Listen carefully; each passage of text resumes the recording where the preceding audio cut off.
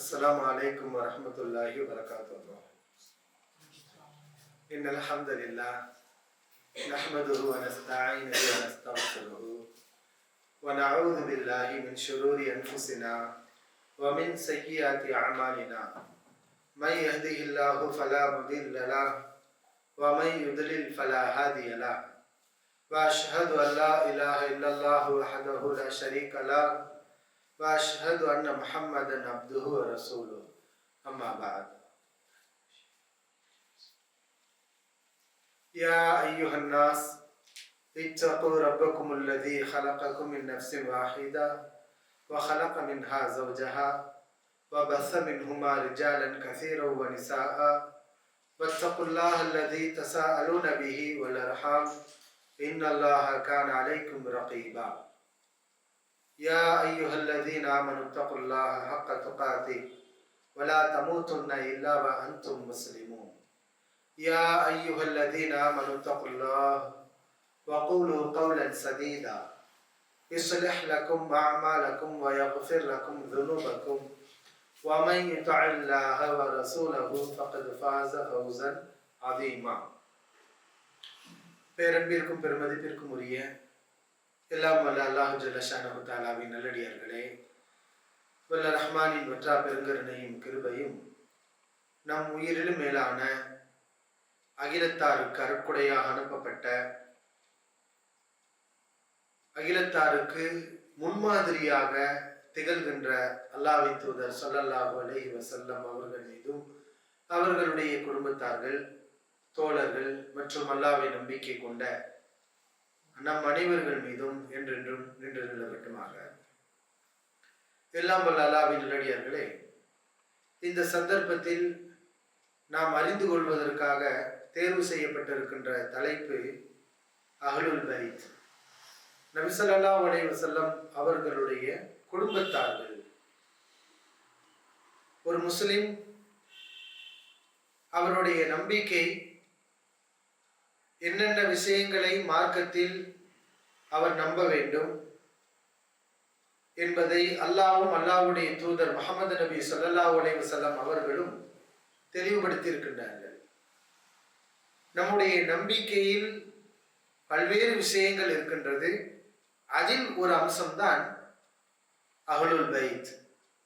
நபி ஸல்லல்லாஹு அலைஹி வஸல்லம் அவருடைய குடும்பத்தாரை பற்றி நாம் அறிந்து கொள்வதும், அவர்கள் விஷயத்தில் நாம் புரிந்து கொள்ள வேண்டிய உண்மைகளை தெரிந்து கொள்வதும், அவர்களுக்கு உரிய கடமைகள் என்ன, உரிமைகள் என்ன, அவர்கள் விஷயத்தில் நாம் என்ன காரியங்களை செய்யக்கூடாது, இந்த ஒழுங்குமுறைகளை எல்லாம் அல் குர்ஆன் நமக்கு கற்றுத்தருகிறது.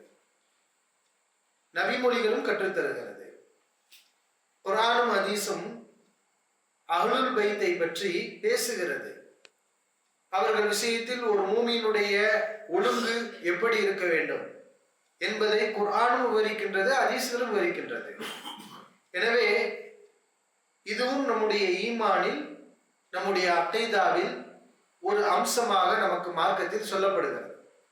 அறிஞர்கள் இஸ்லாமிய கொள்கை கோட்பாடுகளை விவரிக்கின்ற நேரத்தில் இந்த ஒரு விஷயத்தையும் குறிப்பிடுவார்கள்.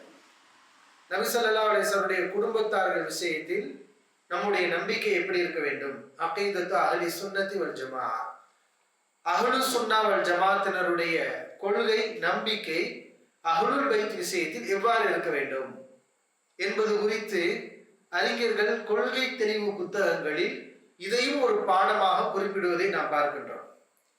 எனவே நாம் அல்லாஹ்வை பற்றி அறிகின்றோம், நபிமார்களை பற்றி அறிகின்றோம், விதியை பற்றி, மலக்குமார்களை பற்றி, வேதங்களை பற்றி, மறுமை நாளை பற்றி, இப்படி நம்முடைய நம்பிக்கையில் அகைதாவில் பல்வேறு விஷயங்கள் இருக்கிறது. அதில் ஒரு அம்சம்தான் அஹ்லுல் பைத். நபி ஸல்லல்லாஹு அலைஹி வஸல்லம் குடும்பத்தார்களை பற்றி ஒரு மூமின் எவ்வாறு நம்ப வேண்டும், அவர்கள் விஷயத்தில் ஒரு மூமின் அறிந்து வைக்க வேண்டிய உண்மைகள் என்ன என்பதை தெளிவுபடுத்தினார்கள். எனவேதான் இந்த தலைப்பு தேர்வு செய்யப்பட்டிருக்கிறது. ஒவ்வொரு விஷயத்திலையும் சரியான புரிதலும் இருக்கிறது, தவறான புரிதலும் இருக்கிறது. நம்முடைய புரிதல், நம்முடைய நம்பிக்கை குர்ஆன் ஹதீஸுக்கு இசைவாக இருக்க வேண்டும். குர்ஆனுக்கும் ஹதீஸுக்கும் தோதுவாக இருக்க வேண்டும். குர்ஆனுக்கும் ஹதீஸுக்கும் முரணில்லாத வகையில் நம்முடைய நம்பிக்கை இருக்க வேண்டும். அஹ்லுல் பைத் விஷயத்தில் குர்ஆன் ஹதீஸுக்கு தோதுவாக நம்பக்கூடிய சாராரும் இருக்கிறார்கள். அவர்களுடைய நம்பிக்கை தான் அகீதத்து அஹ்லி சுன்னத்தி வல் ஜமாஅ, அஹ்லு சுன்னா வல் ஜமாஅத்தினருடைய நம்பிக்கை. குர்ஆன் ஹதீஸுக்கு மாற்றமாக அஹ்லுல் பைத் விஷயத்தில் நம்பக்கூடியவர்கள், செயல்படக்கூடிய சாராரும் இருக்கின்றார்கள். அவர்கள் யார்? நமக்கு தெரியும், அஹ்லுல் பிதா. அவர்கள் பிதாத்வாதிகள், குர்ஆன் ஹதீஸுக்கு மாற்றமான அடிப்படையில் செல்லக்கூடிய மக்கள் அப்படிங்கிறது நமக்கு தெரியும். குர்ஆனும் ஹதீஸும் அஹ்லுல் பைத் விஷயத்தில் என்னென்ன விஷயங்களை சொல்கிறது, அதைத்தான் இன்றைய உரையில் நாம் அறிந்து கொள்ள இருக்கின்றோம். இது ஒரு கல்வி வகுப்பு, வழிகேட்டின் பக்கம் நம்மை கொண்டு செல்லாமல் நம்மை பாதுகாக்கக்கூடிய ஈமானின் ஒரு அம்சம். அஹ்லுல் பைத், அஹ்லுல் பைத்னா என்ன அர்த்தம்? அஹ்ல் என்றால் உடையவர்கள், பைத் என்றால் வீடு. அஹ்லுல் பைத் என்றால் வீட்டார்கள். யாருடைய வீட்டார்கள்? நபி ஸல்லல்லாஹு அலைஹி வஸல்லம் அவர்களுடைய வீட்டார்கள், நபி ஸல்லல்லாஹு அலைஹி வஸல்லம் அவர்களுடைய குடும்பத்தார்கள் என்பது இந்த அஹ்லுல் பைத் என்ற வாசகத்தின் பொருள். இந்த வார்த்தையை அல் குர்ஆனில் அல்லாஹ் சுப்ஹானஹு வ தஆலா பயன்படுத்துகின்றார். சூரத்துல் அஹ்ஸாப் அத்தியாயத்தில் அல்லாஹ் கூறுகின்றார், நபி ஸல்லல்லாஹு அலைஹி வஸல்லம் குடும்பத்தார்களை பற்றி அல்லாஹ் பேசுகின்றார். இன்னமா யுரீதுல்லாஹு லியுذஹிப அன்குமுர் ரிஜ்ஸ அஹ்லல் பைத். இன்னமா யுரீதுல்லாஹு, அல்லாஹ் நாடுவதெல்லாம் லியுذஹிப அன்குமுர் ரிஜ்ஸ, அசுத்தத்தை உங்களை விட்டும் அவன் நீக்க நாடுகின்றான். அஹ்லல் பைத், நபியின் குடும்பத்தார்களே அல்லாஹ் அழைக்கின்றான். அஹ்லல் பைத், நபியின் குடும்பத்தார்களே, அல்லாஹ் உங்களை விட்டும் அசுத்தத்தை நீக்க நாடுகின்றான். நீங்கள் நபியின் குடும்பமாக இருக்கின்றீர்கள், உங்களிடத்தில் அசுத்தமான செயல்பாடுகள் இருக்கக்கூடாது. வயுத்தஹிரக்கும் தத்ஹீரா, உங்களை முழுமையாக அவன் பரிசுத்தப்படுத்த நினைக்கின்றான். சிறந்த முறையில் உங்களை தூய்மைப்படுத்த அல்லாஹ் நாடுகின்றான். இவ்வாறு நபி ஸல்லல்லாஹு அலைஹி வஸல்லம் குடும்பத்தார்களை குறிப்பிட்டு அல் குர்ஆனிலே அல்லாஹ் சுப்ஹானஹு வ தஆலா பேசுகின்றான். அஹ்லுல் பைத்தினர் என்றால் யார்? நபிகள் நாயகம் ஸல்லல்லாஹு அலைஹி அவர்களும் அஹ்லுல் பைத் என்ற வார்த்தையை பயன்படுத்தி இருக்கிறாங்க. இப்ப நபியின் குடும்பத்தார்கள்னா அது யாரெல்லாம் வருவாங்க? ஹதீசுகளை வைத்து பார்க்கும்போது அதற்கான விளக்கங்கள் நமக்கு கிடைக்கின்றது. அஹ்லுல் பைத் நபி ஸல்லல்லாஹு அலைஹி வஸல்லம் குடும்பத்தார்கள் என்றால் அதுல யார் வருவாங்கன்னா, யாருக்கெல்லாம் தர்ம பொருட்கள் தடை செய்யப்பட்டிருக்கிறதோ அவர்கள் எல்லாம் நபி ஸல்லல்லாஹு அலைஹி வஸல்லம் குடும்பத்தார்கள்.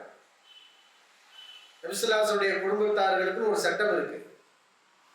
சதகா, தர்ம பொருட்களை அவர்கள் வாங்கக்கூடாது, பெறக்கூடாது. அவங்க ஏழைகளாக இருந்தாலும் கூட தர்ம பொருட்களை அவர்கள் பெறக்கூடாது. தர்மங்களை வசூலிக்கக்கூடிய வேலையில் இருந்து கொண்டு இந்த தர்ம பொருளை பெறக்கூடாது. நமக்கு பார்க்கறதுக்கு என்ன செய்யும்? தர்மத்தை வசூலிக்கக்கூடியவர் ஜக்காத்தை வாங்கலாம் என்று குர்ஆனில் இருக்கிறது. அது பொதுவான சட்டம்.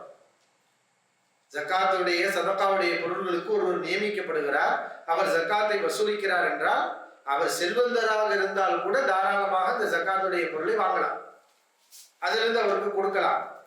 அவர் ஏழையா இருக்கணுங்கிற அவசியம் கிடையாது. அல்லாஹ் சுப்ஹானஹு வ தஆலா அனுமதிச்சிருக்கிறார். ஆனா நபி ஸல்லல்லாஹு அலைஹி வஸல்லம் குடும்பத்தார்கள் ஏழையா இருந்தாலும் இந்த தர்ம பொருட்களை பெறக்கூடாது. ஜக்காத்தை வசூலிக்கக்கூடிய வேலையை செய்தாலும் அதற்கு சம்பளமாக கூட இந்த பொருட்கள் என்ன செய்யக்கூடாது, அவங்க பெறக்கூடாது. தர்ம பொருட்கள் அவர்களுக்கு தடை செய்யப்பட்டிருக்கு. எந்த ரீதியிலும் அது அவர்களுக்கு வரக்கூடாது.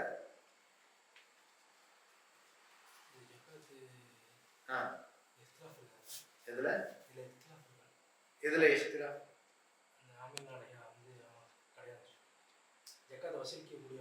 ஆமா, அதுலயா? அதான் அதாவது ஜக்காத்தை வசூலிக்க கூடியவர்களுக்கு ஜக்காத்தை கொடுக்கலாம். அது குரானில் நேரடியாகவே சொல்லப்பட்டிருக்கு. வல் ஆமிலின் அலைஹா, இந்த ஜக்காத்தை வசூலிப்பதற்காக செயல்படக்கூடியவர்கள், வேலை செய்யக்கூடியவர்களுக்கு ஜக்காத்து கொடுக்கலாம்.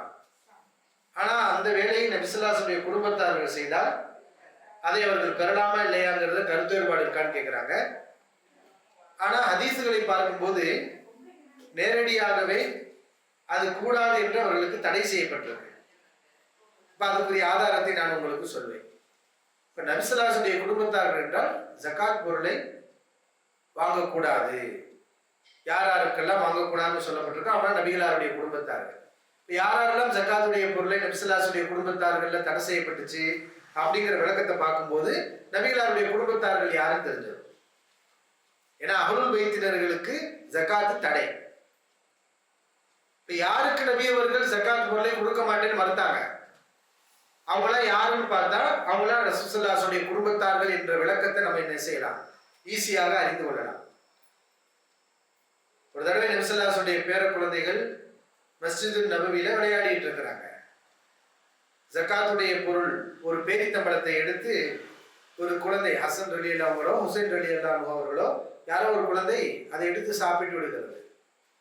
இதை பார்த்த நபி ஸல்லல்லாஹு அலைஹி வஸல்லம் வேகமாக ஓடி வந்து தன்னுடைய விரலை அந்த குழந்தையின் வாயுக்குள் விட்டு அந்த பேரித்தம்பழத்தை வெளியே எடுத்து போட்டு அதை துப்பு என்று சொல்லி அந்த குழந்தைக்கு சொல்லி கொடுக்கிறார்கள். நபி ஸல்லல்லாஹு அலைஹி வஸல்லம் குடும்பத்தார்கள், நபியுடைய குடும்பத்தார்கள் தர்ம பொருட்களை உண்ணக்கூடாது, தர்ம பொருட்கள் நபியின் குடும்பத்துக்கு அனுமதி இல்லை என்பது உனக்கு தெரியாதா, அந்த குழந்தைக்கு கற்றுக் கொடுக்குறாங்க. இப்ப யாரு அந்த தர்ம பொருளை பெற தடை செய்யப்பட்டவர்கள் நபி ஸல்லல்லாஹு அலைஹி வஸல்லம் குடும்பத்தார்கள் அப்படின்னு பார்த்தோம்னா அதுல நபி ஸல்லல்லாஹு அலைஹி வஸல்லம் மனைவிமார்கள் வருவார்கள். மனைவிமார்களுக்கு சதகா கொடுக்கப்படாது, தர்ம பொருட்கள் அனுமதி இல்லை. நபி ஸல்லல்லாஹு அலைஹி வஸல்லம் பிள்ளைகள், பெண் பிள்ளைகள், ஆண் பிள்ளைகள், நிறைய குழந்தைங்க இறந்து போனாங்க, பல பேர் உயிரோட இருந்தாங்க. ரசூலுல்லாஹி ஸல்லல்லாஹு அலைஹி வஸல்லம் மரணத்துக்கு பிறகு ஃபாத்திமா ரலியல்லாஹு அன்ஹா உயிரோட இருந்தாங்க. இப்ப நபி ஸல்லல்லாஹு அலைஹி வஸல்லம் பிள்ளைகள் இவங்க எல்லாருமே அஹ்லுல் பைத் தான். அதே மாதிரி பனு ஹாஷிம், ஹாஷிமுடைய மக்கள். ஹாஷிம் யாரு? அவர் அப்துல் முத்தலிபுடைய தந்தை. அப்துல் முத்தலிபுடைய தந்தை ஹாஷிம். இப்ப ஹாஷிமுடைய பிள்ளைகள், அந்த வம்சாவளியில் வரக்கூடிய அனைவரும் நபி ஸல்லல்லாஹு அலைஹி வஸல்லம் குடும்பத்தார்கள் தான். பொதுவா நம்ம குடும்பத்தார்கள்லாம் நம்ம என்ன வழங்கி இருப்போம், நம்ம மனைவி, நம்ம பிள்ளைங்க, இவங்க தான் நம்ம குடும்பத்தார்கள், பரவாயில்ல அப்படி புரிஞ்சிருக்கிறோம். ஆனா ஹதீஸ்களை பார்க்கும்போது நபி ஸல்லல்லாஹு அலைஹி வஸல்லம் அவர்கள் இந்த தர்ம பொருட்களை உண்ணக்கூடாது அப்படிங்கிற இந்த சட்டத்தை தன் மனைவி பிள்ளைகளுக்கு மாத்திரம் அவர்கள் பொருத்தவில்லை. தன்னுடைய சிறிய தந்தையின் பிள்ளைகள், தன்னுடைய சிறிய தந்தை அப்பாஸ் ரலியல்லாஹு அன்ஹு அவர்களுடைய பிள்ளைகள் ஃபுதைல் இப்னு அப்பாஸ், அப்பாஸ் ரலியல்லாஹுடைய மகன் ஃபுதைல், அம்மாரி ஹாரிஸ், நபி ஸல்லல்லாஹு அலைஹி வஸல்லம் ஒரு சிறிய தந்தை, அவருடைய பிள்ளைகள். இவர்களுக்கெல்லாம் நபி ஸல்லல்லாஹு அலைஹி வஸல்லம் அவர்கள் இந்த சட்டத்தை அமல்படுத்தி இருக்காங்க. அதனாலதான் இஸ்லாமிய அறிஞர்கள் சொல்கிறார்கள், அப்துல் முத்தலிபுடைய வம்சத்தில் வந்த அனைவரும் நபி ஸல்லல்லாஹு அலைஹி வஸல்லம் அவர்களுடைய குடும்பத்தார்கள் தான். யார் யாரு? Aqeel, Jafar, Jafar ibn Abu Talib, Abu தாலிபுடைய பிள்ளையாக வரக்கூடிய ஜாஃபர் ரலியல்லாஹு அன்ஹு, இப்படி யாரெல்லாம் இருக்கிறாங்களோ அபூ தாலிப், இவங்க எல்லாருமே நபி ஸல்லல்லாஹு அலைஹி வஸல்லம் குடும்பத்தார்ல வருவாங்க. இப்ப அதுல இஸ்லாத்துக்கு வராதவர்களும் உண்டு. நபி ஸல்லல்லாஹு அலைஹி வஸல்லம் சிறிய தந்தைன்னு பார்த்தா அபூ லஹப் கூட ஒரு சிறிய தந்தை தான். அப்ப அவர் அஹ்லுல் பைத்தான் கேட்கக்கூடாது. அவர் முஸ்லீமே இல்லை, அவர் குஃப்ர்லயே மௌத்தா போயிட்டார். அவர் இஸ்லாத்துக்கு எதிராக அல்லாஹ்வால் சபிக்கப்பட்டு அப்படியே மரணித்தவர். அவர் அஹ்லுல் பைத்தில் வரமாட்டார். இப்ப நபி ஸல்லல்லாஹு அலைஹி வஸல்லம் குடும்பத்தார்கள் என்றால் யார் நபிகளாரு ஈமான் கொண்டிருந்தாங்களோ அவங்க தான். அப்துல் முத்தலிபு கூட அஹ்லுல் பைத் கிடையாது, ஏன்னா அவர் முஸ்லீம் இல்லையில. அபூ தாலிப் கூட அஹ்லுல் பைத் கிடையாது. ஏன்னா அவர் என்ன கிடையாது, அவர் முஸ்லீம் அல்ல. அபூ தாலிப் தெளிவான ஆதாரங்கள் இருக்கிறது. அவர் கடைசி வரைக்கும் குஃபரில் தான் இஸ்லாத்தை ஏற்றுக்கொள்ளாமலே மரணித்தார். அப்ப நாம சொல்லக்கூடிய இந்த அஹ்லுல் பைத்துல யார் வருவான்னு பாத்தீங்கன்னா, நபி ஸல்லல்லாஹு அலைஹி அவர்களை ஈமான் கொண்டு இந்த பரம்பரையில வந்தவர்கள்.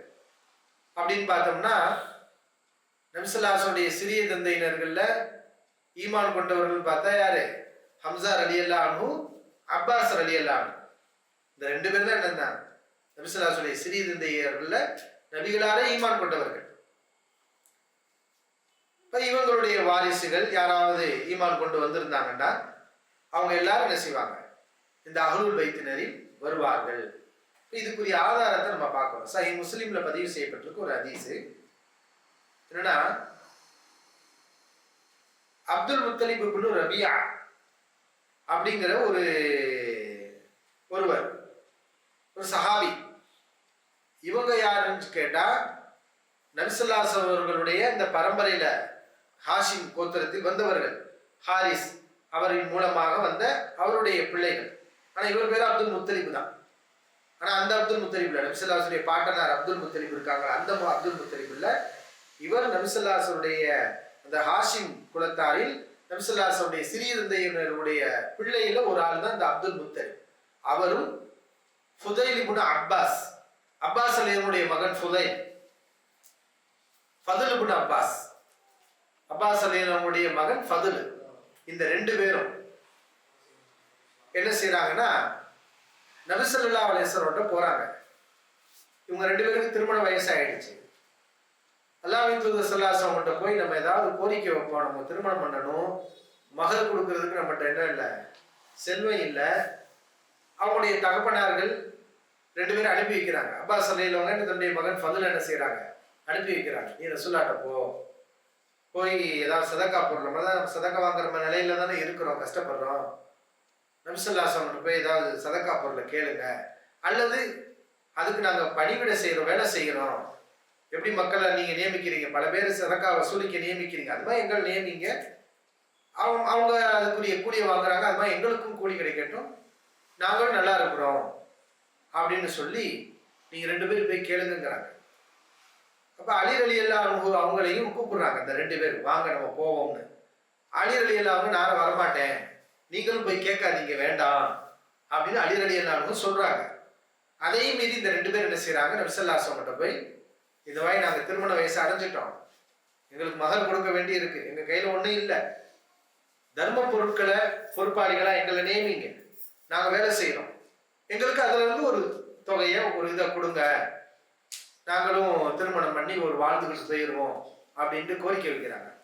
அப்பதான் நபிகள் நாயகம் ஸல்லல்லாஹு அலைஹி அவர்கள் கொஞ்ச நேரம் அமைதியா இருந்துட்டு அவங்களுக்கு சொல்றாங்க, இன்ன ஸதகா தம்பகி ஆலி முஹம்மதி, தர்ம பொருட்கள் நபியுடைய குடும்பத்தாருக்கு அனுமதி இல்லை. இன்னமாஹி அவுசாஹுன் நாஸ், தர்மம் சதகா என்பது மக்களுடைய அழுக்குகள் அப்படின்னு சொல்லி சதக்காவுடைய வசூலிப்பதற்காக, அதை விநியோகிப்பதற்காக ரெண்டு பேரும் நபி ஸல்லல்லாஹு அலைஹி வஸல்லம் நியமிச்சிருக்காங்க. அந்த ரெண்டு சஹாபியை கூப்பிடுறாங்க. கூப்பிட்டு உங்களுக்கு மகள் இருக்கா? மகள் இருக்கு. நீங்க இந்த அப்துல் முத்தலிப் இவருக்கு உங்க மகளை திருமணம் முடிச்சு கொடுங்க. உங்களுக்கு மகள் இருக்கா? மகள் இருக்கு. நீங்க ஃபதுல் இப்னு அப்பாஸ், அப்பாஸ் ரலியல்லாஹு மகன் ஃபதுலுக்கு நீங்க அவரை முடிச்சு கொடுக்குறீங்களா? அவங்க ரெண்டு பேரும் சரின்னு சொல்லிட்டாங்க. அப்ப அந்த பெண்ணுக்கு மகர் வேணுமே. அல்லாஹ்வின் தூதர் ஸல்லல்லாஹு அலைஹி வஸல்லம் தர்ம பொருளை அதுக்கு கொடுக்கல. ஹுமுஸ், அதாவது அல் ஃபை, போர் செல்வம் இருக்கு இல்லையா, போர் செல்வங்கள், சண்டையிடாமல், எதிரிகளிடத்துல சண்டையிடாமல் கிடைக்கக்கூடிய செல்வத்துக்கு பேர் தான் ஃபை. அப்ப அந்த ஃபை என்ற அந்த போர் செல்வத்தில் 5இல் ஒரு பகுதி அல்லாஹ்வின் தூதர் ஸல்லல்லாஹு அலைஹி அவர்களுக்கு உண்டு. அல்லாஹ்வே அந்த பங்கை நபிகளாருக்கு ஒதுக்கி இருக்கிறான். பலருக்கு உண்டு, அதுல 5ல் ஒரு பகுதி யாருக்கு உண்டு, அந்த சொத்து அல்லாஹ்வின் தூதர் ஸல்லல்லாஹு அலைஹி அவர்களுக்கு உண்டு. இப்ப அந்த ரெண்டு பேருக்கும் சொன்னாங்க, நீங்க சதக்கா பொருளை உங்களுக்கு கொடுக்காதீங்க, உங்களுடைய மகளுக்குரிய அந்த மகர் தொகையை 5இல் ஒரு பகுதி இருக்கு இல்லையா, 5 தொகை எனக்குரியது, அதுல இருந்து இவங்க ரெண்டு பேருக்குரிய மகர் தொகை நீங்கள் கொடுங்கள் என்று நபி ஸல்லல்லாஹு அலைஹி அவர்கள் சொல்கிறார்கள்ங்கிறத நம்ம பார்க்கிறோம். அப்ப புகார் முஸ்லிம்ல இருக்கக்கூடிய இந்த ஹதீஸ்ல இருந்து தான் நபி ஸல்லல்லாஹு அலைஹி வஸல்லம் குடும்பத்தார்கள் என்பவர்கள் நபியுடைய பிள்ளைகள், மனைவிமார்கள் மட்டுமல்ல, ஹாஷிமுடைய பிள்ளைகள், வம்சாவளிகள், நபி ஸல்லல்லாஹு அலைஹி வஸல்லம் அவர்களுடைய சிறிய தந்தை, பெரிய தந்தை, அந்த வழியாக வரக்கூடியவர்கள்ல யாரெல்லாம் முஸ்லீமா ஈமானா இருக்காங்களோ அவர்களும் நபிகளாருடைய குடும்பத்துல வருவாங்க, அஹ்லுல் பைத்துல வருவாங்க. ஏன்னா நபிகளா அவங்களுக்கு அந்த சட்டத்தை அமல்படுத்தியிருக்காங்க, தர்ம பொருட்களை வாங்கக்கூடாது என்ற சட்டத்தை. இல்லைன்னா நபி அவர்கள் சொல்லியிருப்பாங்க, நீங்களா அஹ்லுல் பைத்துல வரமாட்டீங்க, உங்களுக்கு தான் தர்ம பொருள் பிரச்சனை இல்லை, வாங்கிக்கோங்க அப்படின்னு சொல்லியிருப்பாங்க. ரசூலுல்லாஹி ஸல்லல்லாஹு அலைஹி வஸல்லம் மனைவிமார்கள் அஹ்லுல் பைத்துல வருவாங்களா? அதுக்கு என்ன ஆதாரம் கேட்டா, குர்ஆனுடைய வசனம் நம்ம ஏற்கனவே சொன்னோம் இல்லையா, சூரத்துல் அஹ்ஸாப்ல இருக்குதுன்னு சொல்லி, அந்த அத்தியாயத்துல அல்லாஹ் நபியின் மனைவிமார்களை கூப்பிட்டு தான் அஹ்லுல் பைத் என்று அழைக்கின்றார். நபியின் மனைவிமார்களே, உங்களுடைய வீடுகள்ல இருங்க, குர்ஆனை ஓதுங்க, அறியாமை காலத்துல சுற்றி திரிந்தது போல சுற்றி திரியாதீர்கள். பல்வேறு சட்டங்கள் அல்லாஹ் சொன்ன, நீங்க மற்றவர்களை பெண்களை போன்று அல்ல, நீங்க அல்லாஹ் ரசூல் கட்டுப்பட்டு நடந்தா அல்லாஹ் உங்களுக்கு 2 மடங்கு கூலி கொடுப்பான் இப்படின்னு சொல்லிட்டு, அக்கைம்ன ஸலா, தொழுகையை நிலைநாட்டுங்க, ஜகாத்தை கொடுங்க, வதஅன் அல்லாஹ் வ ரசூலா, அல்லாஹ்வுக்கும் அல்லாஹ்வுடைய ரசூலுக்கும் கட்டுப்படுங்கள். இன்னமா யுரீதுல்லாஹு யுذஹிப அன்கும் ரிஜ்ஸ அஹ்லல் பைத், நபியின் குடும்பத்தார்களே, அல்லாஹ் உங்களை விட்டு மசுத்தத்தை நீக்க நினைக்கின்றான். வயுதஹீரக்கும் தத்ஹீரா, உங்களை அவன் மிகவும் பரிசுத்தப்படுத்த விரும்புகின்றான். அப்படிங்கிற இந்த வசனம் நபியின் குடும்பத்தார்கள் என்று அல்லாஹ் அழைப்பது யாரை பார்த்து? நபி ஸல்லல்லாஹு அலைஹி வஸல்லம் மனைவிமார்களை பார்த்து. அப்ப நபி ஸல்லல்லாஹு அலைஹி வஸல்லம் குடும்பத்தார்கள் என்பதுல இந்த வசனத்தின்படி நபி ஸல்லல்லாஹு அலைஹி வஸல்லம் மனைவிமார்களும் என்ன செய்வாங்க, அதுல அடங்குவாங்க.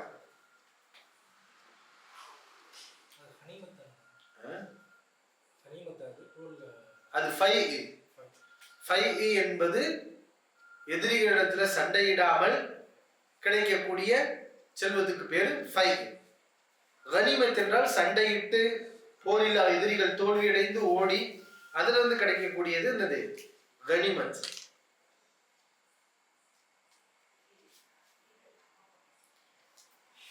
அதே மாதிரி அஹ்லுல் பைத் என்றால் அதுல நபி ஸல்லல்லாஹு அலைஹி வஸல்லம் பிள்ளைகள் வருவார்கள், மருமகன் அலி ரலியல்லாஹு வருவாங்க. அது மருமகன்கிற காரணத்தினால கிடையாது.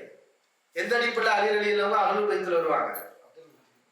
அபூ தாலிபுடைய பிள்ளை, நபி ஸல்லல்லாஹு அலைஹி வஸல்லம் சிறிய தந்தை அபூ தாலிப் இருக்கார் இல்லையா, அவருடைய மகன் தான் யார்? அலி ரலியல்லாஹு. அப்ப வம்சாவளி ரீதியில் நபிகளாருடைய குடும்பத்தை சார்ந்தவர்கள் யார்? அலி ரலியல்லாஹு.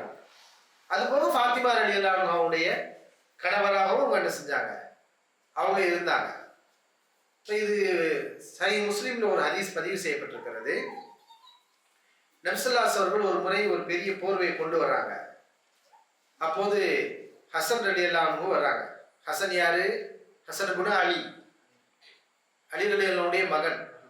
அதாவது சின்ன குழந்தையா இருக்காங்க, நடந்து வரக்கூடிய பருவம். நபி ஸல்லல்லாஹு அலைஹி பேரர் சிபுத் ரசூலுல்லாஹ், ரசூலுல்லாஹி ஸல்லல்லாஹு அலைஹி பேர குழந்தை.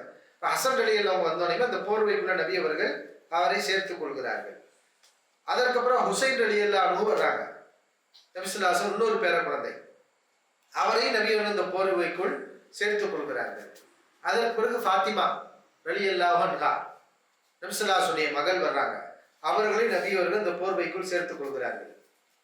அதற்கு பிறகு அலி ரலியல்லாஹு வர்றாங்க, அவர்களே நபி ஸல்லல்லாஹு அலைஹி அவர்கள் போர்வைக்குள் சேர்த்துக் கொள்கிறார். இந்த 4 பேர், அலி ரலியல்லாஹு, ஃபாத்திமா ரலியல்லாஹு அன்ஹா, ஹசன் ரலியல்லாஹு, ஹுசைன் ரலியல்லாஹு, இந்த 4 பேரை நபி அவர்கள் போர்வைக்குள் சேர்த்து கொண்டு பிறகு சொன்னார்கள், இந்த வசனத்தை படிக்கிறாங்க. இன்னமா யுரீதுல்லாஹு லியுذஹிப அன்கும் ரிஜ்ஸ அஹ்லல் பைத் வ யுதஹிரக்கும் தத்ஹீரா, நபியின் குடும்பத்தார்களே, அல்லாஹ் உங்களை பரிசுத்த நினைக்கின்றான், பரிசுத்தப்படுத்த விரும்புகின்றான். இப்ப நபி அவர்கள் இங்க நமக்கு என்ன புரிய வைக்கிறாங்கன்னா, வசனத்தை நேரடியாக பார்த்தா அது நபியின் மனைவிமார்களை சொல்கிறது. இப்ப நபி அவர்கள் நமக்கு அஹ்லுல் பைத்னா யாரு? நபியின் மனைவிமார்கள் மட்டுமல்ல, அதுல யார் வருவா? அவருடைய மகள் ஃபாத்திமா வருவாங்க, அலி ரலியல்லாஹு வருவாங்க, அவர்களுடைய பிள்ளைகள் ஹசன் ஹுசைன் ரலியல்லாஹு அவர்களும் வருவார்கள். இப்ப இந்த ஹதீஸ் தெளிவான ஆதாரமாக இருக்கிறது. நபி ஸல்லல்லாஹு அலைஹி வம்சாவளி அனைவரும் யாருதான்? அஹ்லுல் பைத். இப்ப நபி ஸல்லல்லாஹு அலைஹி வம்சாவளின்னு பார்த்தா ஒரே ஒருத்தவங்க தான் உயிரோட இருந்தாங்க, மற்ற எல்லாரும் மௌத்தா போயிட்டாங்க. யாரு? ஃபாத்திமா ரலியல்லாஹு அன்ஹா. நபிசுல்லாஹுடைய பிள்ளைகள்ல அவங்க ஒருத்தவங்க தான் உயிரோடு இருந்தாங்க. இப்போ அவர்கள் மூலம் ஹசன் ஹுசைன் ரலியல்லாஹு அன்ஹு வந்தாங்க. இப்போ அவர்களுக்கு பிள்ளைகள் இருக்கிறது. இப்படியே நபிசுல்லாஹுடைய பரம்பரை இப்படியே நீடித்து கொண்டு இருக்கிறது. நபிசுல்லாஹுடைய பரம்பரை இருக்கின்றது. இப்போ இவர்கள் எல்லாரும் யாருன்னா அஹ்லுல் பைத்தினர்கள் தான். அதே மாதிரி சஹீஹ் முஸ்லிம்ல இன்னொரு ஹதீஸ் இருக்கிறது. அல்லாஹ்வின் தூதர் ஸல்லல்லாஹு அலைஹி அவர்கள் அலி, ஃபாத்திமா, ஹசன், ஹுசைன் ரலியல்லாஹு அன்ஹும் இவர்கள் எல்லாரையும் சுட்டி காட்டி சொல்றாங்க, ஆவுலாயி அஹ்லு பைத்தி, இவர்கள் என் குடும்பத்தை சார்ந்தவர்கள். இப்ப இதுதான் அஹ்லுல் பைத் என்பதற்குரிய விளக்கம். இப்ப இங்க நாம ஒரு விஷயத்தை நம்ம சொல்லணும், புரியணும். அஹ்லுல் பைத்தினர்கள் என்றால் அவர்களுக்கு சிறப்பு இருக்கிறது, அதெல்லாம் உண்மைதான். அந்த சிறப்பு எல்லாம் எப்ப கிடைக்கும்னா அவரிடத்துல ஈமான் முதல்ல இருக்கணும். என்ன இருக்கணும்? ஈமான் முதல்ல இருக்கணும். நபி ஸல்லல்லாஹு அலைஹி வஸல்லம் என்ன கொள்கையை சொன்னார்களோ அந்த அகீதாவில் அவர்கள் இருக்க வேண்டும்.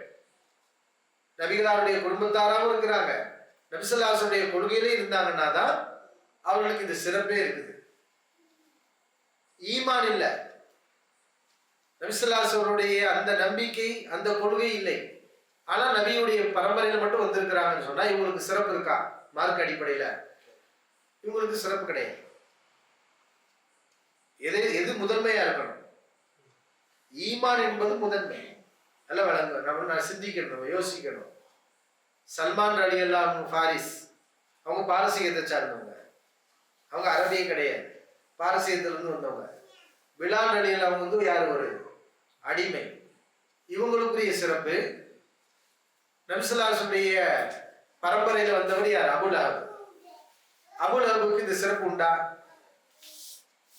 ரெண்டு பேருக்குள்ள வேறுபாடு என்ன? இவங்க சஹாபி, இவங்க சொர்க்கத்துக்கு நன்மாராயம் சொல்லப்பட்டவங்க, ஆனா அவங்க யாரு? நரகவாசி. அபூ லஹப் யாரு? அவர் நரகவாசி. இதனை நபி ஸல்லல்லாஹு அலைஹி வஸல்லம் பரம்பரை சிறிய தந்தை தான். நபி அவர்கள் பிறந்தோடனே சந்தோஷப்பட்டவர் தான். தன்னுடைய அடிமை சுவைபாவை விடுதலை செய்தவர் தான். ஆனா அல்லாஹ் அவரை கண்டிச்சு என்ன செய்யறான்? நபியுடைய பரம்பரையை சார்ந்தவரையே கண்டிக்கின்றான்.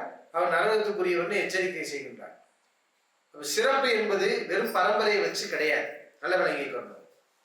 ஒருவர் நான் நபியின் குடும்பம் அப்படிங்கிற, ஆனா ஈமான் இல்லை, இஸ்லாம் இல்லை, நபி ஸல்லல்லாஹு அலைஹி வஸல்லம் சொன்ன வழிபாடு இல்லை, சுன்னத்து எதுவுமே இல்லை. நான் நபியின் குடும்பம்னா அந்த பரம்பரையில வந்திருந்தாலும் நபியுடைய குடும்பத்துல வந்திருந்தாலும் அவருக்கு சிறப்பு கிடையாது.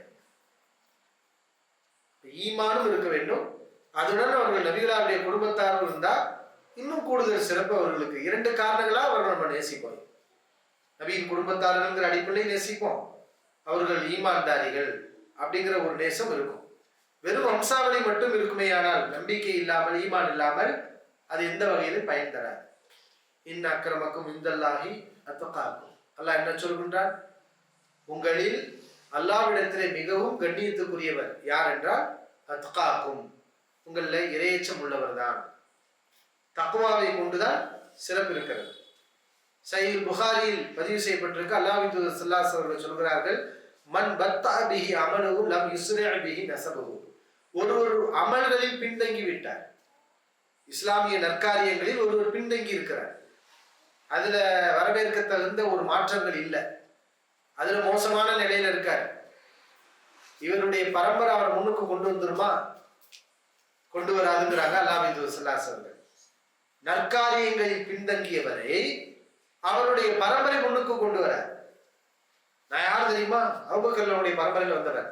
நான் யார் தெரியுமா? உமர் இப்னு கத்தாபுடைய பரம்பரையில் வந்தவர். நான் யார் தெரியுமா? ஹசன் ஹுசைனுடைய பரம்பரையில் வந்தவர். சரி, அவங்கெல்லாம் தொழுத மாதிரி நீ தொழுகிறியா? அவங்களாம் அல்லாஹ்வை பெருமைப்படுத்துற மாதிரி பெருமைப்படுத்துறியா? அவங்களாம் எப்படி புகழ விரும்பாம தன்னை முற்படுத்தாம அவங்க பணிவுள்ள சிறந்த அடியார்களா இருந்தாங்க, அந்த வழியில நீ கடைபிடிக்கிறியான்னு கேட்டா அது இருக்காது. இப்ப இந்த வம்சாவளியை கொண்டு அவர் பெருமை அடிக்க முடியுமா, அதை அவரை சிறப்பிக்க முடியுமான்னு கேட்டா அது அவருக்கு சிறப்பு கொடுக்காதுன்னு சொல்றாங்க அல்லாஹ்வின் தூதர் ஸல்லல்லாஹு அலைஹி வஸல்லம். இப்ப நபி அவர்கள் தான் உயிரோடு வாழும் போதே அவர்களுக்கு நெருக்கமான சில குடும்பத்தார்களை இவர்கள்லாம் என்னுடைய பிரியத்துக்குரியவர்கள் இல்லைன்னு சொன்னாங்க. ஏன்னா அவங்க செயல்கள் நபி விரும்புற மாதிரி இல்லை. நபி ஸல்லல்லாஹு அலைஹி வஸல்லம் குடும்பத்தாரா இருந்தாங்க, ஆனா நபி அவர்கள் விரும்புற மாதிரியான ஈமானும் இறையச்சமும் நல்லறமும் அவங்கள்ட்ட இல்லை. நபி ஸல்லல்லாஹு அலைஹி வஸல்லம் இந்த சந்தர்ப்பத்தில் என்ன சொன்னாங்க? என் குடும்பத்தாரா இருக்கிறீங்கல்ல, நீங்க என்ன செஞ்சாலும் அல்லாஹ் ஏத்துக்குவான். நீங்க என் குடும்பத்தார்கள் தானே, நீங்க எப்படி இருந்தாலும் பரவாயில்ல, நீங்க சொர்க்கத்துக்கு போயிருவீங்க, நீங்க சிறப்புக்குரியவங்கன்னு சொன்னாங்களா? அல்லாஹ்வின் தூதர் ஸல்லல்லாஹு அலைஹி அவர்கள் சொன்னார்கள், இன்ன ஆல அபி ஃபுலான், இன்ன சாரார், இன்ன குடும்பத்தார்கள் லைசு லீ பி அவுலியா, இவர்கள் என்னுடைய நேசர்கள் அல்ல அப்படின்னே சொன்னாங்க.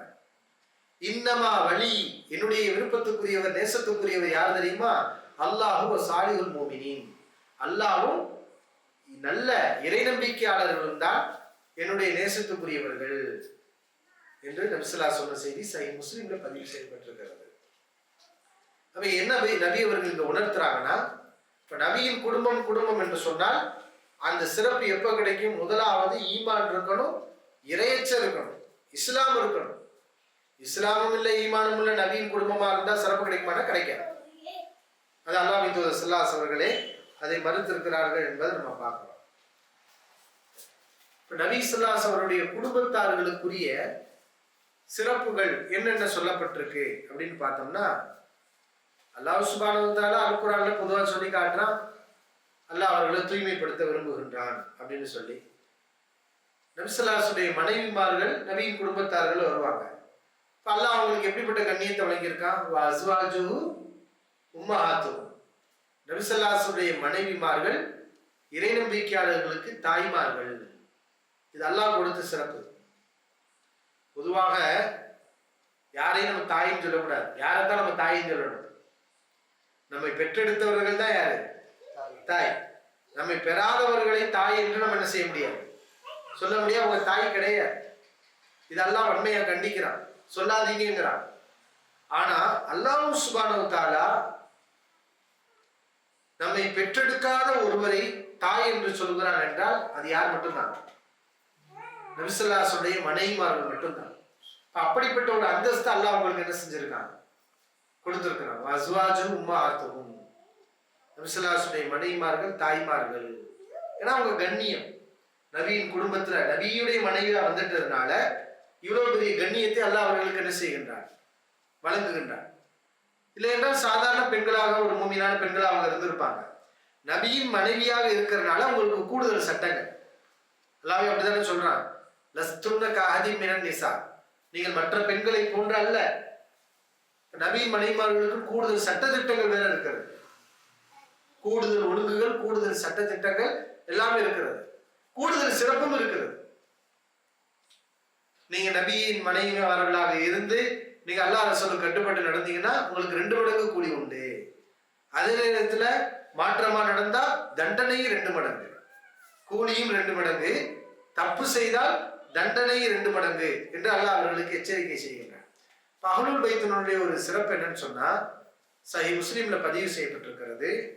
நபிகள் நாயகம் ஸல்லல்லாஹு அலைஹி வஸல்லம் சொல்கிறார்கள், மக்களே, இன்னி தாரிகுன் ஃபீக்கும் ஸகலைன், நான் உங்களிடத்தில் 2 கனமான விஷயங்களை விட்டு செல்கிறேன். இது சஹீஹ் முஸ்லிம்ல பதிவு செய்யப்பட்டிருக்கு.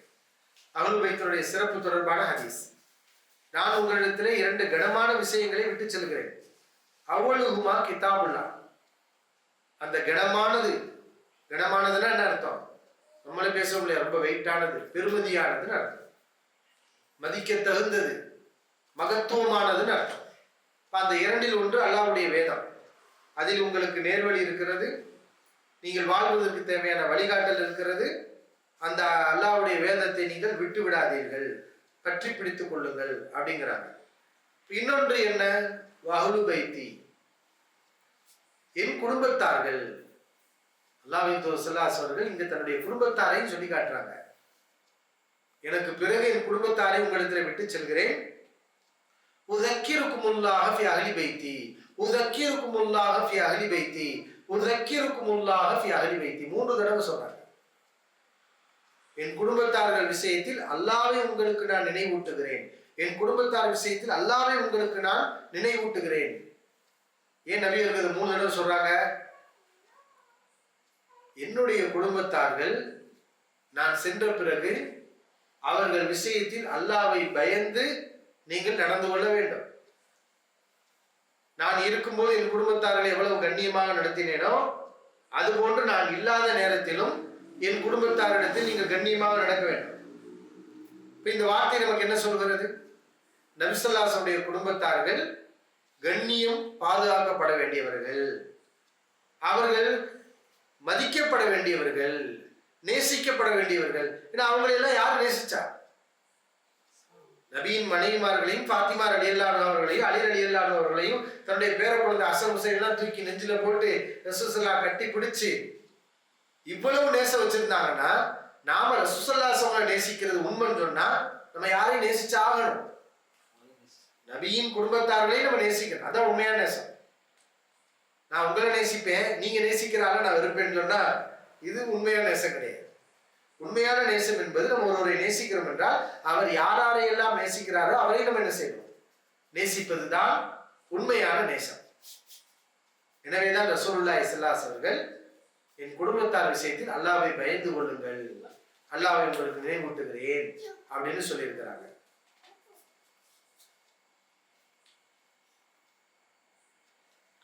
அதே மாதிரி முஸ்னத் அஹ்மதுல ஒரு ஹதீஸ் பதிவு செய்யப்பட்டிருக்கிறது. நபி ஸல்லல்லாஹு அலைஹி வஸல்லம் நமக்கு ஸலவாத் சொல்லி கொடுத்திருக்காங்கல்ல, அல்லாஹும்ம ஸல்லி அலா முஹம்மதின் வ அலா ஆலி முஹம்மதி. அந்த ஸலவாத்துல அஹ்லு பைத்தினரை நம்ம குறிப்பிடுறோம். அல்லாஹும்ம ஸல்லி அலா முஹம்மதின், யா அல்லாஹ் முஹம்மது ஸல்லல்லாஹு அலைஹி அவர்களுக்கு நீ அருள் புரிவாயாக. வ அலா ஆலி முஹம்மதின், முஹம்மது ஸல்லல்லாஹு அலைஹி அவர்களை உடையவர்களுக்கும் நீ அருள் புரிவாயாக. நபி ஸல்லல்லாஹு அலைஹி வஸல்லம் குடும்பத்தாருக்கும் அருள் புரிவாயாக. இந்த ஆள் யாரு? நபி ஸல்லல்லாஹு அலைஹி வஸல்லம் குடும்பத்தார்கள்.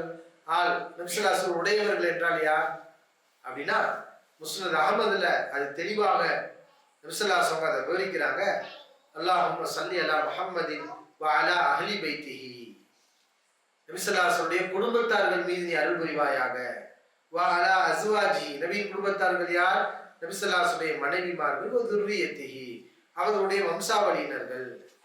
இப்ராஹிம் அலைஹிஸ்ஸலாம் அவர்கள் மீது நீ அருள் புரிந்தது போல என்று இந்த ஸலவாத்தை நபியுடைய குடும்பத்தார்கள் யார் என்பதை கூடுதல் விளக்கத்தோடு முஸ்னத் அஹ்மதுல வரக்கூடிய ஹதீஸ் விவரிக்கின்றது. இப்ப அவர்களுக்காக நம்ம துஆ செய்ய கடமைப்பட்டிருக்கோம். ஆல் முஹம்மத், முஹம்மது ஸல்லல்லாஹு அலைஹி அவர்களை உடையவர்கள் அப்படிங்கிறதுல நபியின் குடும்பத்தார்கள் முதல் வருவாங்க. பிறகு நபிகளார யாரெல்லாம் ஏற்றுக்கிறாங்களோ அவங்க எல்லோரும் என்ன செய்வாங்க? வருவாங்க.